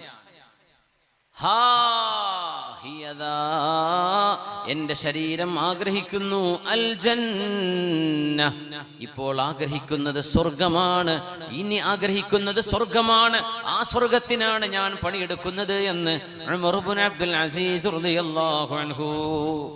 മഹാന്മാർ അവരെ ഷാമിൽ മറവ് ചെയ്യാൻ വേണ്ടി ഖബർ കുഴിച്ച് ഖബറിലേക്ക് വെക്കുമ്പോ ഒരു കടലാസിന്റെ കഷ്ണം, ഒരു തോൽ കഷ്ണം ഇങ്ങനെ പാറി വന്നു കഫംപുടയുടെ മീതേക്ക്. എവിടുന്നാന്നറിയില്ല. ഖബറിലേക്ക് മയ്യത്ത് ഇങ്ങനെ താഴ്ത്തി വെക്കാൻ ഒരു ഇലയോ മറ്റോ പാറുന്ന പോലെ ഇങ്ങനെ വന്നിട്ട് മഹാന്റെ ശരീരത്തിന്റെ മീതെ വന്നങ്ങനെ നിന്നു. മയ്യത്ത് ഖബറിലേക്ക് വെക്കുന്ന നേരം ആൾക്കാരൊന്ന് എടുത്തു നോക്കി. ഹാദാ ഫിദാഉക മിനന്നാർ, ഹാദാ ഫിദാഉക മിനന്നാർ, നിങ്ങൾ നരകത്തിൽ കടക്കൂല കേട്ടോ എന്നതിന്റെ സാക്ഷ്യമാണിത്. അതോടുകൂടെ മറവ് ചെയ്യപ്പെട്ട മഹാനാണ് ഉമർ ഇബ്നു അബ്ദുൽ അസീസ് റളിയല്ലാഹു. രാജാവാ, പക്ഷെ അള്ളാന്റെ വലിയായ രാജാവാണ് ഉമർ ഇബ്നു അബ്ദുൽ അസീസ് റളിയല്ലാഹു അൻഹു. ഇതാരാന്നറിയോ? ഉമർ തങ്ങൾ ഒരു പെൺകുട്ടിയോട് ഉമ്മ മോളെ പാലിൽ വെള്ളം ചേർക്ക് എന്ന് പറഞ്ഞൊരു ചരിത്രമല്ലേ ഉമ്മ സമദാനി സാഹിബൊക്കെ മനോഹരമായിട്ട് അതിൽ പറഞ്ഞിരുന്നേ. ആ പെൺകുട്ടിയെ ഉമർ റളിയല്ലാഹു അൻഹു, ഉമർ തങ്ങളുടെ ഒരു മോനാ കല്യാണം കഴിച്ചത്. ആ പെൺകുട്ടിക്ക് ജനിച്ച മകന്റെ മകനാണ് ഉമർ ഇബ്നു അബ്ദുൽ അസീസ് റളിയല്ലാഹു അൻഹു. അതാണ് ആ ബന്ധം. അതുകൊണ്ടാണ് ചരിത്രത്തിൽ രണ്ടാം ഉമർ എന്നറിയപ്പെടുന്നത് ഉമർ ഇബ്നു അബ്ദുൽ അസീസ് റളിയല്ലാഹു അൻഹു. അധികാരം ഏറ്റെടുത്തപ്പോ ഭാര്യ ഫാത്തിമ ബിൻത് അബ്ദുൽ മലിക്കിനോട് പറഞ്ഞു, ഫാത്തിമ, ഞാൻ അധികാരം ഏറ്റെടുത്തിരിക്കുകയാണ്, ഇനി ഒരുപാട് തിരക്ക് വരും, എനിക്ക് സമയം ഉണ്ടാവില്ല നിന്റെ കൂടെ ഇരിക്കാൻ, നിന്റെ കൂടെ സല്ലപിക്കാൻ നേരണ്ടാവില്ല, നിന്റെ വർത്തമാനങ്ങൾ കേൾക്കാൻ സമയം വേണം. പെണ്ണുങ്ങൾ പുരുഷന്മാരെക്കാളും വർത്തമാനം പറയുന്നവരാണ്. നമ്മൾ 2 വാക്ക് പറഞ്ഞു നിർത്തും, പെണ്ണുങ്ങൾ അതൊരു 10 വാക്കിൽ അവസാനിപ്പിക്കുക. അതാണ് ആണും പെണ്ണും തമ്മിലുള്ള ഒരു വ്യത്യാസം. അവരൊരുപാട് പറയാൻ ഇഷ്ടപ്പെടും, നമ്മൾ കേൾക്കാനേ ഇഷ്ടപ്പെടും. കുറെ പറയുന്നത് സ്വാഭാവികമായി നമുക്ക് ഇഷ്ടമല്ല, അല്ലേ? എന്നാ പിന്നെ പരിപാടി നിർത്തല്ലേ. നമ്മൾ വീട്ടിലേക്ക് ജോലി കഴിഞ്ഞ് വന്നു, അല്ലെങ്കിൽ നമ്മൾ ബിസിനസ് കഴിഞ്ഞ് വന്നു, ഒരു യാത്ര കഴിഞ്ഞ് വന്നു, നമ്മൾ ക്ഷീണിച്ചിരിക്കുകയാണ്. പക്ഷെ അവർക്ക് പല കഥ. നിങ്ങളറിഞ്ഞോ, നമ്മുടെ മോള് ഇന്ന് ഇങ്ങനെ പറഞ്ഞു, നമ്മുടെ കുട്ടി ഇത് ചെയ്തു, പിന്നെ അയൽപക്കത്തുണ്ടായ കഥ, കല്യാണത്തിന് പോയുണ്ടായ കഥ, മറ്റേ കഥ, ഇങ്ങനെ നമ്മൾ കൂർക്കം വലിച്ച് തുടങ്ങിയിട്ടുണ്ടാവും. ഉറക്കം വന്നിട്ട് അവർ കഥ നിർത്തിയിട്ടുണ്ടാവില്ല. നിങ്ങൾ ഉറങ്ങി വന്നാൽ പിന്നെ ഞാൻ ഉറങ്ങുകയാണ്. തിരക്ക് പിടിക്കുമ്പോൾ അങ്ങനെയാണ് പിന്നെ ഒരു ജീവിതം. ഒരുപാട് സമയം നമുക്ക് നമ്മുടെ സഹധർമ്മിണികൾക്ക് കൊടുക്കാൻ കഴിയില്ല. അവരൊരുപാട് വർത്തമാനം നമ്മളുമായി അവരുടെ ജീവിതത്തിലെ അനുഭവങ്ങൾ പങ്കുവെക്കാൻ ഇഷ്ടപ്പെടുന്നു. അത് നമ്മൾ സമയം കണ്ടെത്തേണ്ടവരാണ്. പക്ഷെ അധികാരം ഏറ്റെടുത്തതിൽ പിന്നെ ഉമർ ഇബ്നു അബ്ദുൽ അസീസ് തങ്ങൾ പറഞ്ഞു, ഫാത്തിമ, എനിക്ക് ഇനി നിന്റെ കൂടെ ഒരുപാട് നേരം ചെലവഴിക്കാൻ കഴിയില്ല മോളെ. അപ്പൊ എന്താ ചെയ്യേണ്ടത്? ഞാൻ നിങ്ങളെ ത്വലാഖ് ചൊല്ലിത്തരാം, നിങ്ങൾ വേറെ ആളെ കല്യാണം കഴിച്ചു. നിങ്ങൾ രാജകുമാരിയല്ലേ, വാപ്പ രാജാവ്, മസ്ലമത്ത് ഇബ്നു അബ്ദുൽ മലിക് ആങ്ങള, നിങ്ങളുടെ സഹോദരൻ രാജാവ്, വലീദ് ഇബ്നു അബ്ദുൽ മലിക് നിങ്ങളുടെ വേറൊരു സഹോദരൻ, അതും രാജാവ്. ഇങ്ങനെ രാജാക്കന്മാരാ നിന്റെ ആങ്ങളമാരും, നിന്റെ ഉപ്പയും, നിന്റെ ഭർത്താവ്, ഞാനും. അതുകൊണ്ട് നിനക്ക് നല്ലൊരു വിവാഹം ലഭിക്കും. ഞാൻ നിന്നെ ത്വലാഖ് ചൊല്ലട്ടെ, അല്ലെങ്കിൽ പിന്നെ എൻ്റെ കൂടെ എനിക്ക് നിന്റെ വർത്തമാനം കേൾക്കാനൊന്നും സമയം ഉണ്ടാവില്ല, അങ്ങനെ ഒതുങ്ങി ജീവിക്കേണ്ടി വരും. മഹദി അട്ടഹസിച്ചുകൊണ്ട് കരഞ്ഞു. വല്ലാത്തൊരു കരച്ചിൽ. എങ്ങനെ ജീവിച്ച മോളാണിതെന്നറിയണം. ഇനി ജീവിക്കുന്നത് ഒരു ദരിദ്രനെ പോലെ ജീവിച്ച ജീവിതമാണ് പിന്നെ ഉമർ ഇബ്നു അബ്ദുൽ അസീസ് തങ്ങളുടേത്. അവസാന കാലം അങ്ങനെയാണ്. ഒരു വസ്ത്രമേ ഉണ്ടായിട്ടുള്ളൂ. ആ വസ്ത്രമിട്ട് മരണശയ്യയിൽ കിടക്കുമ്പോ മസ്ലമത്ത് ഇബ്നു അബ്ദുൽ മലിക് സഹോദരൻ വന്നിട്ട് ചോദിച്ചു, പെങ്ങളെ, നമ്മുടെ അളിയന് നല്ല കുപ്പായിട്ട് കൊടുക്കണ്ടേ? എന്താ നിങ്ങൾ ഈ ഡ്രസ്സ് ഒരാഴ്ചയിൽ കാണാൻ തുടങ്ങിയിട്ട്? മഹദി ഒന്നും മറുപടി പറഞ്ഞില്ല. സഹോദരൻ 2 നാൾ കഴിഞ്ഞ് വീണ്ടും വന്നു. അപ്പോഴും വസ്ത്രം ഇതാണ്. ദേഷ്യപ്പെട്ടുകൊണ്ട് പറഞ്ഞു, ഫാത്തിമ, നിന്റെ ഭർത്താവാണിത്, ഖലീഫയാണ്, ഖലീഫയുടെ ഡ്രസ് ഒന്ന് മാറ്റിക്കൊടുത്തൂടെ എന്ന് ദേഷ്യപ്പെട്ട് പറഞ്ഞപ്പോ, മസ്ലമ, നിന്റെ അളിയന്, എന്റെ ഭർത്താവിന് ഇതല്ലാത്ത വേറൊരു വസ്ത്രമില്ല മസ്ലമ, എല്ലാം കൊടുത്തു കഴിഞ്ഞു, ഇതേ ഉള്ളൂ, മാറ്റിക്കൊടുക്കാൻ ഇനി വേറെ ഒന്നില്ല മസ്ലമ എന്ന് സ്വന്തം സഹോദരനോട് കരഞ്ഞു മറുപടി പറഞ്ഞ ഫാത്തിമ ബിൻതു അബ്ദുൽ മലിക് റളിയല്ലാഹു അൻഹ. വേണമെങ്കിൽ രാജകുമാരിയായി പാറിപ്പറന്ന് ജീവിക്കാം, പക്ഷെ അള്ളാഹുവിന് വേണ്ടി ത്യാഗം ചെയ്യാൻ മുന്നോട്ട് വന്ന മഹദിയായൊരു മഹദി ഫാത്തിമ ബിൻതു അബ്ദുൽ മലിക്, ഉമർ ഇബ്നു അബ്ദുൽ അസീസ് എന്നവരുടെ ഭാര്യ.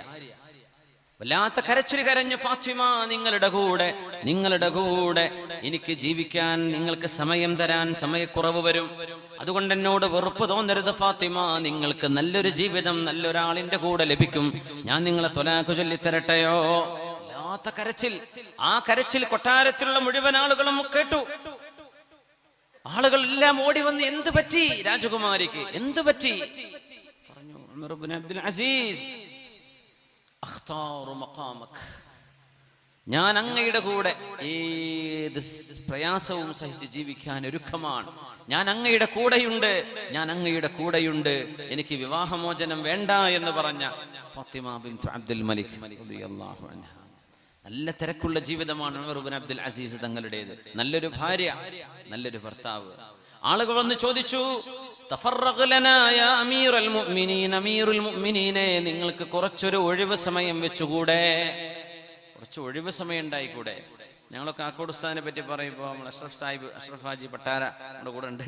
ഞങ്ങൾ പറയാ, കാക്കോട് ഉസ്താദ് തീരെ റെസ്റ്റ് എടുക്കണില്ല, തീരെ വിശ്രമമില്ല, ഇങ്ങനെ പോയാൽ എന്താ ആകെ ശരീരം ക്ഷീണിക്കൂലേ, ഒന്ന് വിശ്രമിക്കാൻ പറയണ്ടേ? പക്ഷെ അദ്ദേഹത്തിന് വിശ്രമമില്ല.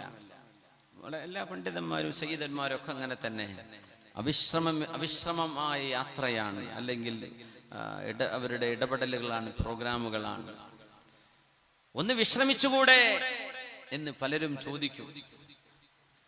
ഉമർ ഇബ്നു അബ്ദുൽ അസീസ് തങ്ങളുടെ മറുപടി വന്നു, ഖദ് ജാഅ ശുഗ്ലുൻ ശാഗിലു വഅദൽതു അൻ തുറുഖിസ് സലാമ ദഹബൽ ഫറാഗു ഫലാ ഫറാഗലനാ ഇലാ യൗമിൽ ഖിയാമ. ഇനി അന്ത്യനാൾ വരെ, ഖിയാമത്ത് നാൾ വരെ ഇനി വിശ്രമമില്ലല്ലോ, വിശ്രമത്തിന്റെ സമയം കഴിഞ്ഞുപോയി, ഇനി എന്തിനാണ് വിശ്രമിക്കുന്നത്? നേരമില്ലല്ലോ. മരിക്കുന്ന സമയം വരേക്കുള്ള കുറഞ്ഞ നേരമല്ലേ മുമ്പിലുള്ളൂ. ഒരുപാട് നന്മകളും ഒരുപാട് സുഹൃതങ്ങളും ഒരുപാട് അള്ളാഹുവിന് വേണ്ടി ത്യാഗവും ചെയ്യേണ്ട നേരമല്ലേ. ആ ഒരാശയമാണ് അബൂ മൂസൽ അശ്അരി റളിയല്ലാഹു അൻഹു നടപ്പാക്കിയത്. കാന യസൂമു ഹത്താ യഊദ കൽ ഖലാൽ. ഖലാൽ എന്ന് പറഞ്ഞാൽ പല്ലിൽ കുത്തുന്ന ആ ഒരു ചെറിയ കമ്പിനാണ് എന്ത് പറയാ, ഖലാൽ എന്ന് പറയാ. പല്ല് കുത്തി എന്ന് പറയില്ലേ, ടൂത്ത് പിക്ക്, ഖലാൽ.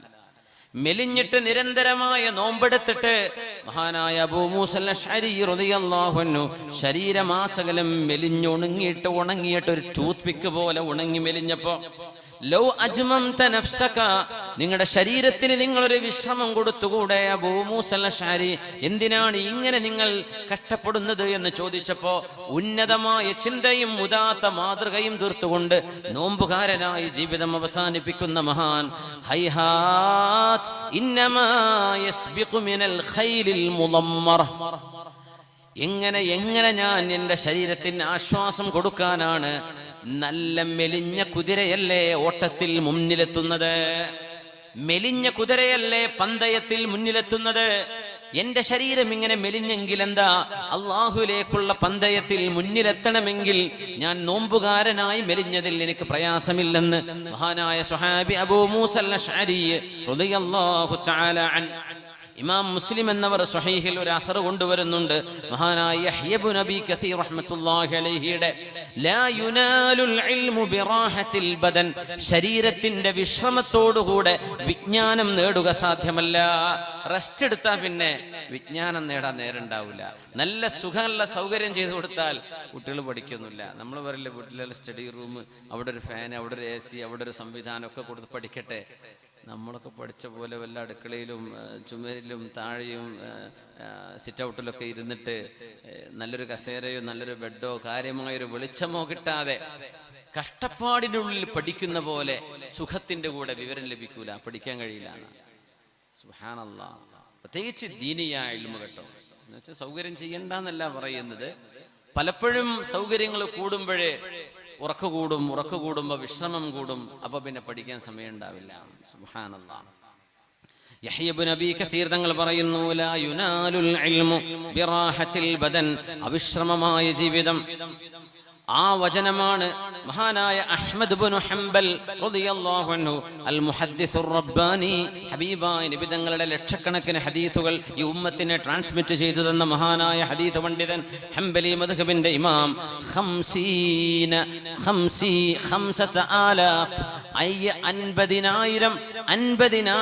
കിലോമീറ്റർ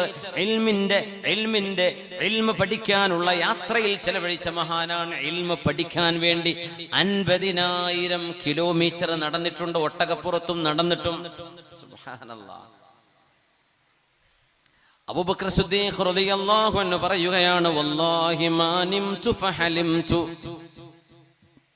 വലാ തവഹംതു ഫസഹൗതു വഇന്നി ലഅല السبيل മാ സഖത്. അബൂബക്കർ സിദ്ദീഖ് റളിയല്ലാഹു അൻഹുവിന്റെ ഉന്നതമായ ചിന്തയാണ് ഇവിടെ കാണുന്നത്. വല്ലാഹി മാ നിംതു ഫഹലിംതു, എനിക്ക് ഉറക്കമുണ്ടാവുകയും ഉറക്കത്തിൽ സ്വപ്നം കാണുക പോലും എനിക്ക് ഉണ്ടായിട്ടില്ല. സ്വപ്നം കാണാൻ മാത്രമുള്ള സുഖമുള്ള ഒരു ഉറക്കം എനിക്കുണ്ടായിട്ടില്ല. ഉറക്കത്തിൽ സുഖം ഉണ്ടാവുമ്പോഴേ സ്വപ്നം ധാരാളമായിട്ട് കാണും. അതുകൊണ്ട് സുബഹി കഴിഞ്ഞ് ഉറങ്ങുന്നവർക്ക് ഭയങ്കര സ്വപ്നം കാണും. റമദാനിലൊക്കെ ആലോചിച്ചിട്ടില്ലേ, അത്താഴൊക്കെ കഴിഞ്ഞ് സുബഹി കഴിഞ്ഞിട്ടൊരു ഉറക്ക് ആവശ്യം, രാത്രി ഉറക്കൊഴിക്കുന്നതാണ്. അപ്പൊ പകല് ഭയങ്കര സ്വപ്നം കാണും. പിന്നെ നല്ല റാഹത്തുള്ള ഉറക്കാണത്. രാത്രി അത്ര സ്വപ്നം വരില്ല, കാരണം സുബഹിക്ക് എണീക്കാനായി സമയം കുറവാണ്. റാഹത്തുണ്ടാകുമ്പോഴേ സ്വപ്നം കാണുള്ളൂ എന്നാണ്. അങ്ങനെ ഒരു വിഷയമുണ്ട്. സിദ്ദീഖ് റളിയല്ലാഹു അൻഹു പറയുന്നു, വല്ലാഹി, അല്ലാഹുവിനെ തന്നെയാണ് സത്യം, മാ നിംതു ഫഹലിംതു, സ്വപ്നം കാണുന്ന ഒരു ഉറക്കം ഞാൻ ഇതുവരെ ഉറങ്ങിയിട്ടില്ല. ഹബീബിന്റെ കൂടെ ജീവിച്ച 23 കൊല്ലം, അത് കഴിഞ്ഞൊരു 2 കൊല്ലം, 25 കൊല്ലത്തെ ഇസ്ലാമിലായ സിദ്ദീഖ് തങ്ങളുടെ ജീവിതകാലം സ്വപ്നം കാണാൻ പറ്റിയിട്ടില്ല.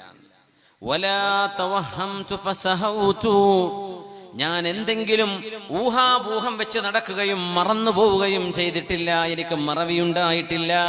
വഇന്നീ ലഅല السبيل മാ സഖതു, ഞാൻ നേരായ വഴിയിലൂടെയുള്ള ഈ യാത്രയിൽ എനിക്ക് മാർഗഭ്രംശം സംഭവിച്ചിട്ടില്ല, ഞാൻ നേരെയാണ് പോയത്. റസൂലുള്ളാഹി തങ്ങളുടെ വഫാത്തിന് ശേഷം ഇസ്ലാമിൽ നിന്ന് ഒരുപാട് ആളുകൾ പുറത്തു പോയപ്പോ, മുർത്തദ്ദീങ്ങളുമായി നടന്ന യുദ്ധം നടക്കുമ്പോൾ സിദ്ദീഖ് റളിയല്ലാഹു തആല അൻഹുവിന് വിശ്രമമില്ലാത്ത ജീവിതം വന്നിട്ടുണ്ട്. 2 വർഷത്തെ ഖിലാഫത്ത് പ്രയാസകരമായ കാലഘട്ടമായിരുന്നു. എന്നിട്ട് പോലും ദീനിന്റെ പാതയിൽ നിന്ന് അളവോളം പിന്തിരിയേണ്ടി വന്നിട്ടില്ല എനിക്ക് എന്ന് മഹാനായ അബൂബക്കർ സിദ്ദീഖ് റളിയല്ലാഹു തആല അൻഹു. ഇത് ഉന്നതമായ ചിന്തയാണ്, ജീവിതത്തിലെ വീക്ഷണങ്ങളാണ്. നമുക്ക് ഇത്രയൊന്നും ചെയ്യാൻ കഴിയില്ലായിരിക്കാം, പക്ഷേ ഇങ്ങനെയൊക്കെ നമ്മുടെ മുൻഗാമികൾ ചെയ്തിട്ടുണ്ട്. എന്നാ പിന്നെ നമുക്കും കുറച്ചെങ്കിലൊക്കെ ഒന്ന് ഉഷാറാവണ്ടേ? ആ ഒരു ചിന്ത കിട്ടിയാൽ നമ്മുടെ ഈ ചർച്ച വിജയിച്ചു. ഇത്രയേ ഉള്ളൂ. നമ്മൾ ഇങ്ങനൊന്നും ആയാൽ പോരാ, എന്നെങ്കിലും നമുക്ക് തോന്നി തുടങ്ങണം. അള്ളാഹു നമുക്ക് ഉന്നതങ്ങളിലെത്താൻ തൗഫീഖ് നൽകട്ടെ. അഹ്മദ് ഇബ്നു ഹംബൽ റളിയല്ലാഹു അൻഹു ജയിലിൽ അടക്കപ്പെട്ട മഹാനായ താബിഈങ്ങളിൽ വരുന്ന ഹദീസ് പണ്ഡിതനായ അഹ്മദ് ഇബ്നു ഹംബൽ റളിയല്ലാഹു അൻഹു, മഹാനവറുകളുടെ കാലത്ത് വിശുദ്ധ ഖുർആൻ സൃഷ്ടിയാണോ അല്ലയോ എന്ന ചർച്ച വരികയും ഖുർആൻ സൃഷ്ടിയല്ല എന്ന അഹ്ലുസുന്നയുടെ ആശയം ഉറക്കെ വിളിച്ചു പറയുകയും ചെയ്തതിന്റെ പേരിൽ ജയിലിൽ അടക്കപ്പെട്ട മഹാനാണ് അഹ്മദ് ഇബ്നു ഹംബൽ റളിയല്ലാഹു അൻഹു. അഹ്മദ് ഇബ്നു ഹംബൽ എന്നവര് ജയിലിൽ കടന്നിട്ടുണ്ട് 40 കൊല്ലം. 40 കൊല്ലം എന്തിനെന്നറിയോ? ഖുർആൻ സൃഷ്ടിയാണ് എന്ന അന്നത്തെ പുത്തനാശയക്കാർ, അന്നത്തെ മഅ്മൂൻ രാജാവ്, ഹാറൂൻ റഷീദിന്റെ മകൻ മഅ്മൂൻ രാജാവൊക്കെ മുഅ്തസിലിയാണ്, അന്നത്തെ ബിദ്ഈ ആശയക്കാരനാണ്. അവര് കൊണ്ടുവന്നു ഖുർആൻ സൃഷ്ടിയാണ്. ഖുർആൻ എന്ന് പറഞ്ഞാൽ നമ്മുടെ പേപ്പറും മഷിയല്ലേ, അള്ളാഹുവിന്റെ വചനമായ ഖുർആൻ, അള്ളാന്റെ കലാം. അള്ളാഹു സൃഷ്ടിയല്ല, അള്ളാന്റെ കലാമും സൃഷ്ടിയല്ല. സൃഷ്ടിയാണെന്ന് വാദിച്ചാൽ സൃഷ്ടികൾ തിരുത്തപ്പെടും, മാറ്റത്തിന് വിധേയമാകും. അള്ളാന്റെ കലാമ് മാറ്റണം എന്നുള്ള ഒരു ഗുരുതരമായ ഒരു ടാർഗറ്റ് അതിന്റെ പിന്നിലുണ്ട്. അഹ്മദ് ബിൻ ഹംബൽ എന്നൊരു വിട്ടുകൊടുത്തില്ല, അതിൽ ജയിലിലടക്കപ്പെട്ടു. ആ മഹാൻ സമ്മതിച്ചാൽ പിന്നെ രാജാവിന് പ്രശ്നമില്ല, ഭരണാധികാരിക്ക് പ്രശ്നമില്ല. പക്ഷേ അഹ്മദ് ബിൻ ഹംബൽ എന്നൊരു വിട്ടുകൊടുത്തില്ല, വിട്ടുകൊടുക്കില്ല. അങ്ങനെ അഹ്മദ് ബിൻ ഹംബൽ റളിയല്ലാഹു അൻഹു ജയിലിൽ കഴിയുമ്പോ മഹാനായ അഹ്മദ് ബിൻ ദാവൂദ് അബൂ സഈദുൽ വാസിതി തങ്ങൾ, അഹ്മദ് ബിൻ ഹംബൽ എന്നവരുടെ കൂട്ടുകാരനാണ്, അൽ അല്ലാമത്തുൽ വാസിതി, അവരുടെ പേര് അഹ്മദ് എന്നാണ്, അഹ്മദ് ബിൻ ദാവൂദ് അൽ വാസിതി. അവര് കടന്നു വരികയാണ്, കൂട്ടുകാരനെ കാണാൻ, ജയിലിൽ കാണാൻ വേണ്ടി വരികയാണ്.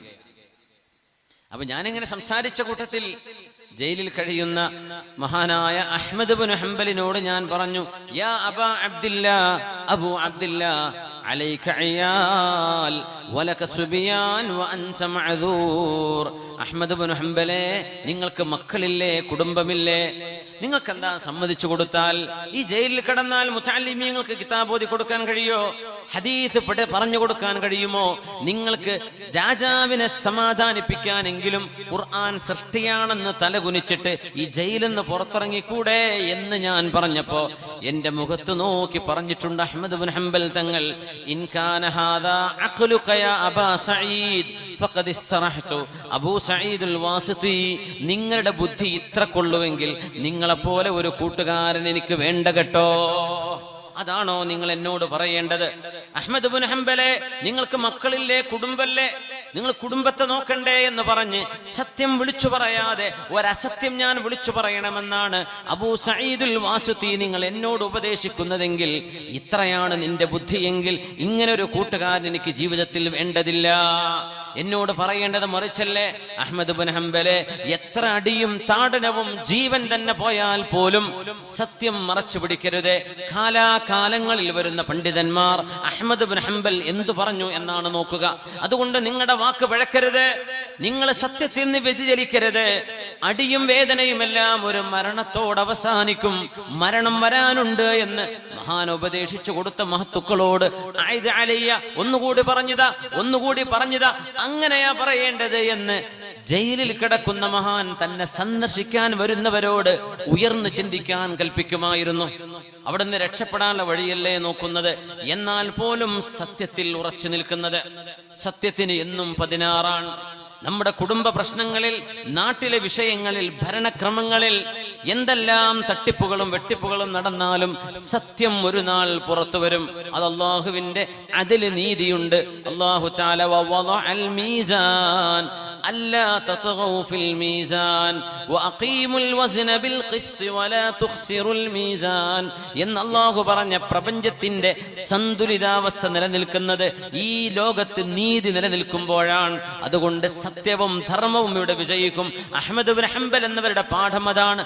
നമ്മുടെ ജീവിതത്തിലെ പാഠവും അതായിരിക്കണം. ത്തിന്റെ കൂടെ നിൽക്കണം. സത്യം ഒരുപക്ഷെ കുറച്ചു കാലം ആർക്കെങ്കിലും മൂടി വെച്ചേക്കാൻ കഴിയും, പക്ഷേ അത് ഒരു നാൾ പുറത്തു വരും. അത് ഉറപ്പാണ്. സത്യമേ ലോകത്ത് ജയിക്കുകയുള്ളൂ. ആര് എന്തെല്ലാം എഴുത്തുകുത്തുകളിൽ മാറ്റം വരുത്തിയാലും, എന്തെല്ലാം നുണപ്രചരണങ്ങളും ഗീബൽസങ്ങളും ആളുകൾ വിളിച്ചു പറഞ്ഞാലും സത്യമെന്തോ അത് ഒരു നാൾ പുറത്തു വരും. ഇത് ലോകത്തിലെ വല്ലാത്തൊരു അത്ഭുതമാണ്. പടച്ച തമ്പുരാൻ ഈ പ്രപഞ്ചത്തെ നിയന്ത്രിക്കുന്നു എന്ന് മനസ്സിലാക്കാനുള്ള ഒരു യുക്തിവാദിക്ക് മനസ്സിലാക്കാൻ കേവല തെളിവ് ഇത് തന്നെ മതി, ധർമ്മത്തിന്റെ വിജയം. ഇവിടെ അള്ളാഹുവിന്റെ ഇടപെടലുണ്ടല്ലോ. അഹ്മദ് ബിൻ ഹംബൽ റളിയല്ലാഹു അൻഹു, അഹ്സാനു ഖൽബി ലാ തസൂലു ഹത്താ ഉബശ്ശറ ബിൽ ഖബൂലി വഅറാ കിതാബി ബിൽ യമീനി വതുസറഈനി ബിർ റസൂലി.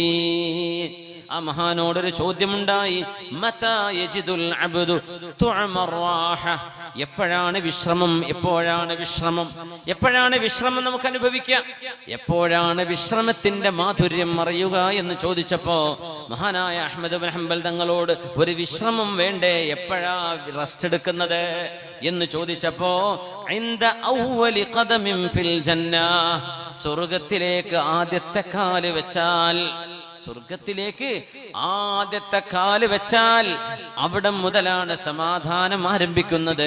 അതുവരെ അഹ്മദ് ഇബ്നു ഹംബലിന് സമാധാനമില്ല എന്ന് ലോകത്ത് വരാനുള്ള സർവ്വ മനുഷ്യരോടും അത്യധ്വാനത്തോടുകൂടെ യാ അയ്യുഹൽ ഇൻസാനു ഇന്നക കാദിഹുൻ ഇലാ റബ്ബിക കദ്ഹാ ഇലാ റബ്ബിക കദ്ഹൻ ഫമുലാഖീ. തോമസ് ആൽവ എഡിസൺ ബൾബ് കണ്ടുപിടിച്ച ആള് 10,000 പരീക്ഷണങ്ങൾ നടത്തിയിട്ടാണ് അവസാനം ബൾബിന്റെ കണ്ടെത്തലിലേക്ക് വഴിതെളിയുന്നത്. 10,000 ടെസ്റ്റുകള്, 10,000 ടെസ്റ്റുകളിൽ പരാജയം, 10,000 ടെസ്റ്റുകളിൽ പരാജയം.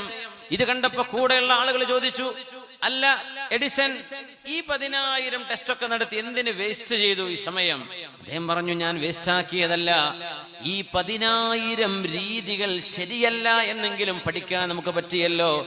10,000 ടെസ്റ്റുകൾ ശരിയല്ല എന്ന് പഠിക്കാൻ കഴിഞ്ഞല്ലോ എന്നല്ലാതെ ഇതൊരു പരാജയമല്ല എന്ന് ഒരു ഭൗതികതയ്ക്ക് വേണ്ടി പ്രവർത്തിച്ച ആള്, ദുന്യാവിലെ ഒരു സൗകര്യം ഒരുക്കാൻ വേണ്ടി പരിശ്രമിച്ച ഒരാൾക്ക് ഇത്ര ഹിമ്മത്തുണ്ടെങ്കിൽ സ്വർഗം ആഗ്രഹിക്കുന്ന മുഅ്മിനീങ്ങൾ അവരുടെ ജീവിതത്തിൽ എത്ര മാറ്റങ്ങൾ വരുത്തണം. അലാ ഇന്ന സിൽഅത്തല്ലാഹി ഗാലിയ. മുഅ്മിനീങ്ങളെ, അല്ലാഹുവിന്റെ സ്വർഗം വിലയുള്ളതാണ്, അല്ലാഹുവിന്റെ ചരക്കിന് വിലയുണ്ട്.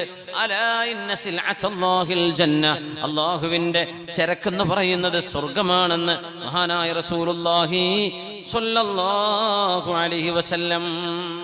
അംറു ഇബ്നുൽ ആസ് റളിയല്ലാഹു അൻഹു എന്ന ഹബീബിന്റെ സ്വഹാബി, ഈജിപ്തിലെ ആദ്യത്തെ മസ്ജിദ് ഉണ്ടാക്കിയ സ്വഹാബി, ഈജിപ്തിൽ ചെന്ന് ആദ്യം ദഅവത്ത് ചെയ്ത സ്വഹാബി, മദീനത്തുൽ ഫുസ്താത്തിന്റെ സ്വഹാബി അംറു ഇബ്നുൽ ആസ് റളിയല്ലാഹു അൻഹുവിന്റെ ഒരു വചനമുണ്ട്, അലൈക്കും ബികുല്ലി അംറിൻ മസ്ലഖത്തിൻ മഹ്ലക.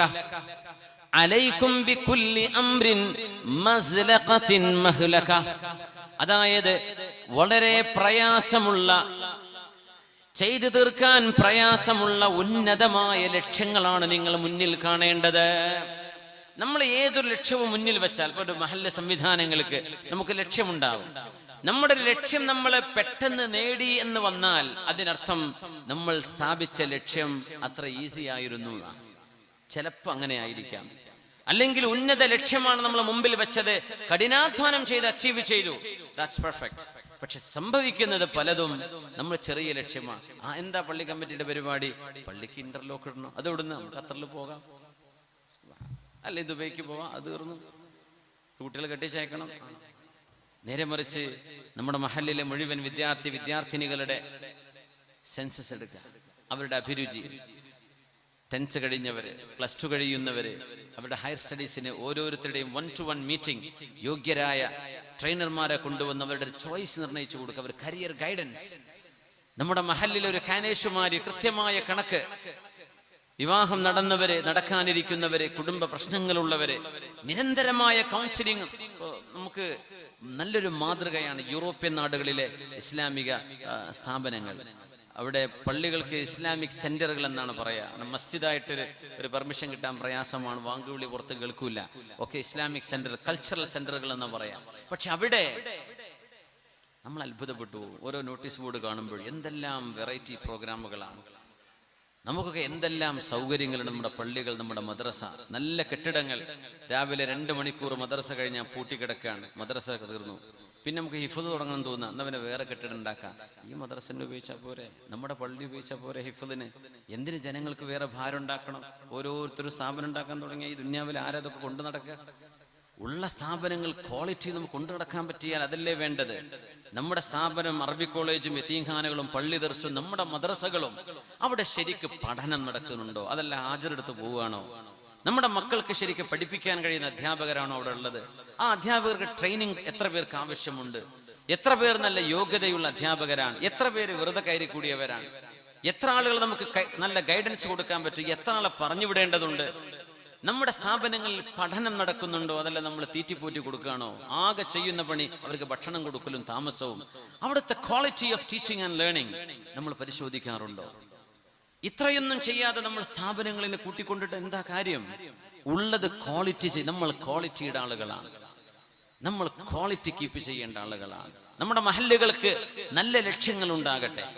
ഓരോ മഹല്ലും കൃത്യമായി 2 മണിക്കൂർ നമ്മുടെ മദ്രസയിലേക്ക് മക്കൾ വരുമ്പോ അതും ഈ മഴയത്തൊക്കെ കുടചൂടി വരുമ്പോ നമ്മുടെ ഉസ്താദുമാർ അവരെ പഠിപ്പിക്കുകയാണോ? നമ്മുടെ മക്കൾ ശരിക്കും പഠിക്കുന്നുണ്ടോ? അല്ലെങ്കിൽ പഠിപ്പിക്കുന്ന അധ്യാപകന്മാർ മൊബൈൽ ഫോൺ കളിച്ചിരിക്കുകയാണോ? അവര് കൃത്യമായും ആ 2 മണിക്കൂർ അമാനത്താണ് എന്ന് വിചാരിച്ച് അവരെ പഠിപ്പിക്കുന്നുണ്ടോ? നമ്മുടെ മക്കളോട് നന്നായി പെരുമാറുന്നുണ്ടോ? അധ്യാപകന്റെ അധ്യാപന ശൈലി എന്തൊക്കെയാണ്? ഈ മക്കൾക്ക് കൃത്യമായ ദിശാബോധം നൽകാൻ നമ്മുടെ മഹല്ലുകൾക്ക് സാധിച്ചാൽ, നമ്മുടെ ഉസ്താദുമാർക്ക് ട്രെയിനിങ് കൊടുക്കേണ്ടി വരും. ആർക്കും ജനനം കൊണ്ട് ഒരാൾക്ക് അധ്യാപകനാവാൻ കഴിയില്ല. ഒരു പണിയും കിട്ടാത്തവൻ പഠിപ്പിക്കാൻ പോയിട്ട് കാര്യമില്ല. പഠിപ്പിക്കൽ ഇന്ന് വലിയൊരു കലയാണ്. അതെല്ലാവരെ കൊണ്ടും അറിവുണ്ടായിട്ട് പഠിപ്പിക്കാൻ കഴിയില്ല. പഠിപ്പിക്കൽ ഒരു മഹാറത്ത് എന്നാ പറയാം. അറിവുണ്ടായാൽ പഠിപ്പിക്കാൻ പറ്റിക്കൊള്ളുന്നില്ല. അവർക്ക് അറിവുണ്ട്, പക്ഷേ പറഞ്ഞു കൊടുക്കാൻ അറിയില്ല. വിദ്യാർത്ഥികളുടെ തലയിലേക്ക് കയറുന്ന വിധത്തിൽ പഠിപ്പിച്ചു കൊടുക്കാൻ പറ്റുന്നുണ്ടോ? നമ്മുടെ മഹല്ലുകൾ ഓരോന്നും നമ്മുടെ സ്ഥാപനങ്ങളുടെ ക്വാളിറ്റി കീപ്പ് ചെയ്യാം. അതായിരിക്കട്ടെ നമ്മുടെ മുമ്പിലെ ലക്ഷ്യം. അങ്ങനെ വരുമ്പോ തൊട്ടടുത്ത മഹല്ലുകൾ അത് മാതൃകയാക്കും.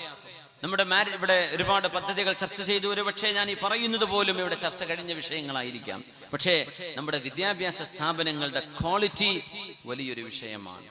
അത് ശ്രദ്ധിക്കണമെന്ന് മഹല്ല് ഭാരവാഹികളോട് സാന്ദർഭികമായി ഞാൻ ഉണർത്തുകയാണ്. ഇന്നല്ലാഹ യുഹിബ്ബു ഇദാ അമില അഹദുകും അമലൻ അൻ യുത്ഖിനഹു. അഷ്റഫുൽ ഖൽഖ് സ്വല്ലല്ലാഹു അലൈഹി വസല്ലം തങ്ങൾ പറയുന്നു, നിങ്ങൾ ഏതൊരു കാര്യം ചെയ്യുന്നുണ്ടോ ആ കാര്യം ഏറ്റവും നല്ല നിലയിൽ ചെയ്യൽ അല്ലാഹുവിന് ഇഷ്ടമാണ്. വാള് പറയണോ? അത് നല്ല നിലക്ക് വാള് പറയാം. ടൈം വേസ്റ്റ് ആക്കരുത്. ഒരു അധ്യാപകനാണോ? നല്ല നിലക്ക് പഠിപ്പിക്കുക. ഒരു കുക്കാണോ? നല്ല നിലക്ക് ഭക്ഷണം പാകം ചെയ്യുക. ഒരു കാർപ്പന്റർ ആണോ? നല്ല നിലക്ക് കാർപ്പൻട്രി എടുക്കുക. ഇറച്ചി കച്ചവടക്കാരനാണ്, എല്ല് മുറിക്കുമ്പോ ശരിക്കും മുറിക്കുക. വായിൽ കുത്തുന്ന നിലക്ക് മുറിക്കരുത്. കൃത്യമായ നല്ല കറക്റ്റ് വിട്ട് ഇറച്ചി പണി ചെന്നാൽ അത് ചെയ്യുക. ആശാരി നല്ല ഡ്രൈവറാണോ? നന്നായിട്ട് ഡ്രൈവ് ചെയ്യുക വൃത്തിയില്. ഏതൊരു പണി എല്ലാവർക്കും എല്ലാം ചെയ്യാൻ കഴിയില്ല. ഒരു മുക്കുവന് ആലിമാവാൻ പറ്റില്ല, ഒരു കുക്കിന് എഞ്ചിനീയർ ആവാൻ പറ്റില്ല, ഒരു ഡോക്ടർക്ക് ഒരു അധ്യാപകനാവാൻ പറ്റില്ല. അവനവന്റെ എക്സ്പെർട്ടീസ്, ഓരോരുത്തരുടെ കഴിവെന്തോ അത് ശരിക്കും പഠിക്കാം. ഒരു സംഗതി പഠിക്കണമെങ്കിൽ മിനിമം 10,000 മണിക്കൂർ വേണമെന്നാണ് ലോകത്തെ കണക്ക്. To master something you need minimum 10,000 hours. ഒരു കാര്യത്തിൽ എനിക്ക് എക്സ്പീരിയൻസ് ഉണ്ട് എന്ന് പറയണമെങ്കിൽ ആ പണി 10,000 മണിക്കൂർ ചെയ്തിരിക്കണമെന്നാണ്. സുബ്ഹാനല്ലാഹ്. നമ്മൾ 2 കൊല്ലത്തെ എക്സ്പീരിയൻസ് ഉണ്ട്. എന്താ 2 കൊല്ലത്തെ എക്സ്പീരിയൻസ്? എന്താ നമ്മൾ ചെയ്തത്? ഒന്നും ചെയ്തിട്ടില്ല. അതൊരു എക്സ്പീരിയൻസ് തന്നെ പറയാനായിട്ടില്ല. 10,000 മണിക്കൂർ ഒരു കാര്യം കൃത്യമായി ചെയ്താലേ അതിൽ മാസ്റ്റർ ചെയ്യാൻ കഴിയൂ. അത് ശരിക്ക് ചെയ്യാൻ പറ്റുമെന്ന് നബിക്കത് ഇഷ്ടമാണ് സല്ലല്ലാഹു അലൈഹി വസല്ലം. ഏത് പണി ചെയ്യുന്നവരും അത് കൃത്യമായിട്ട് ചെയ്യാം. നമ്മുടെ ഡോക്ടർമാർ നന്നായിട്ട് ജോലി ചെയ്യാം. നമ്മുടെ എഞ്ചിനീയേഴ്സ് അവരുണ്ടാക്കുന്ന പാലങ്ങൾ പൊളിയരുത്, അവരുണ്ടാക്കുന്ന ബിൽഡിങ്ങുകൾ കൊളാപ്സ് ആവരുത്. അതിന്റെ ക്വാളിറ്റി കീപ്പ് ചെയ്തുകൊണ്ട് തന്നെ ആവട്ടെ. നമ്മുടെ കോൺട്രാക്ടർമാർ ശരിക്കും പണിയെടുക്കുക. സെക്യൂരിറ്റി ജോബ് ചെയ്യുന്നവർ നന്നായിട്ട് ജ്വല്ലറിന്റെ മുമ്പിൽ നിന്നിട്ട് കസാലിട്ട് ഉറങ്ങാൻ രാത്രി നേരം വിളിക്കോളൂ. ഇതെന്ത് സെക്യൂരിറ്റി? അതിനൊക്കെ ശമ്പളം ഹലാലാവും. ആ ചെയ്യുന്ന പണി കൃത്യമായിട്ട് ചെയ്യാം. നിയമപാലകന്മാർ, രാജ്യത്തിന്റെ ഉദ്യോഗസ്ഥന്മാർ അവൻ ചെയ്യുന്ന പണി ശരിക്ക് ചെയ്യണം. ഇത് അല്ലാഹുവിന് ഇഷ്ടമാണ്. ആര് പറഞ്ഞു? നമ്മുടെ ഹബീബ് മുഹമ്മദ് റസൂലുള്ളാഹി സ്വല്ലല്ലാഹു അലൈഹി വസല്ലം. അതാണ് ഇസ്ലാം. ഇസ്ലാം ഉഴപ്പുന്ന പരിപാടി ഇസ്ലാമിലില്ല. ഭംഗിയിൽ കൃത്യമായിട്ട് ചെയ്യണം.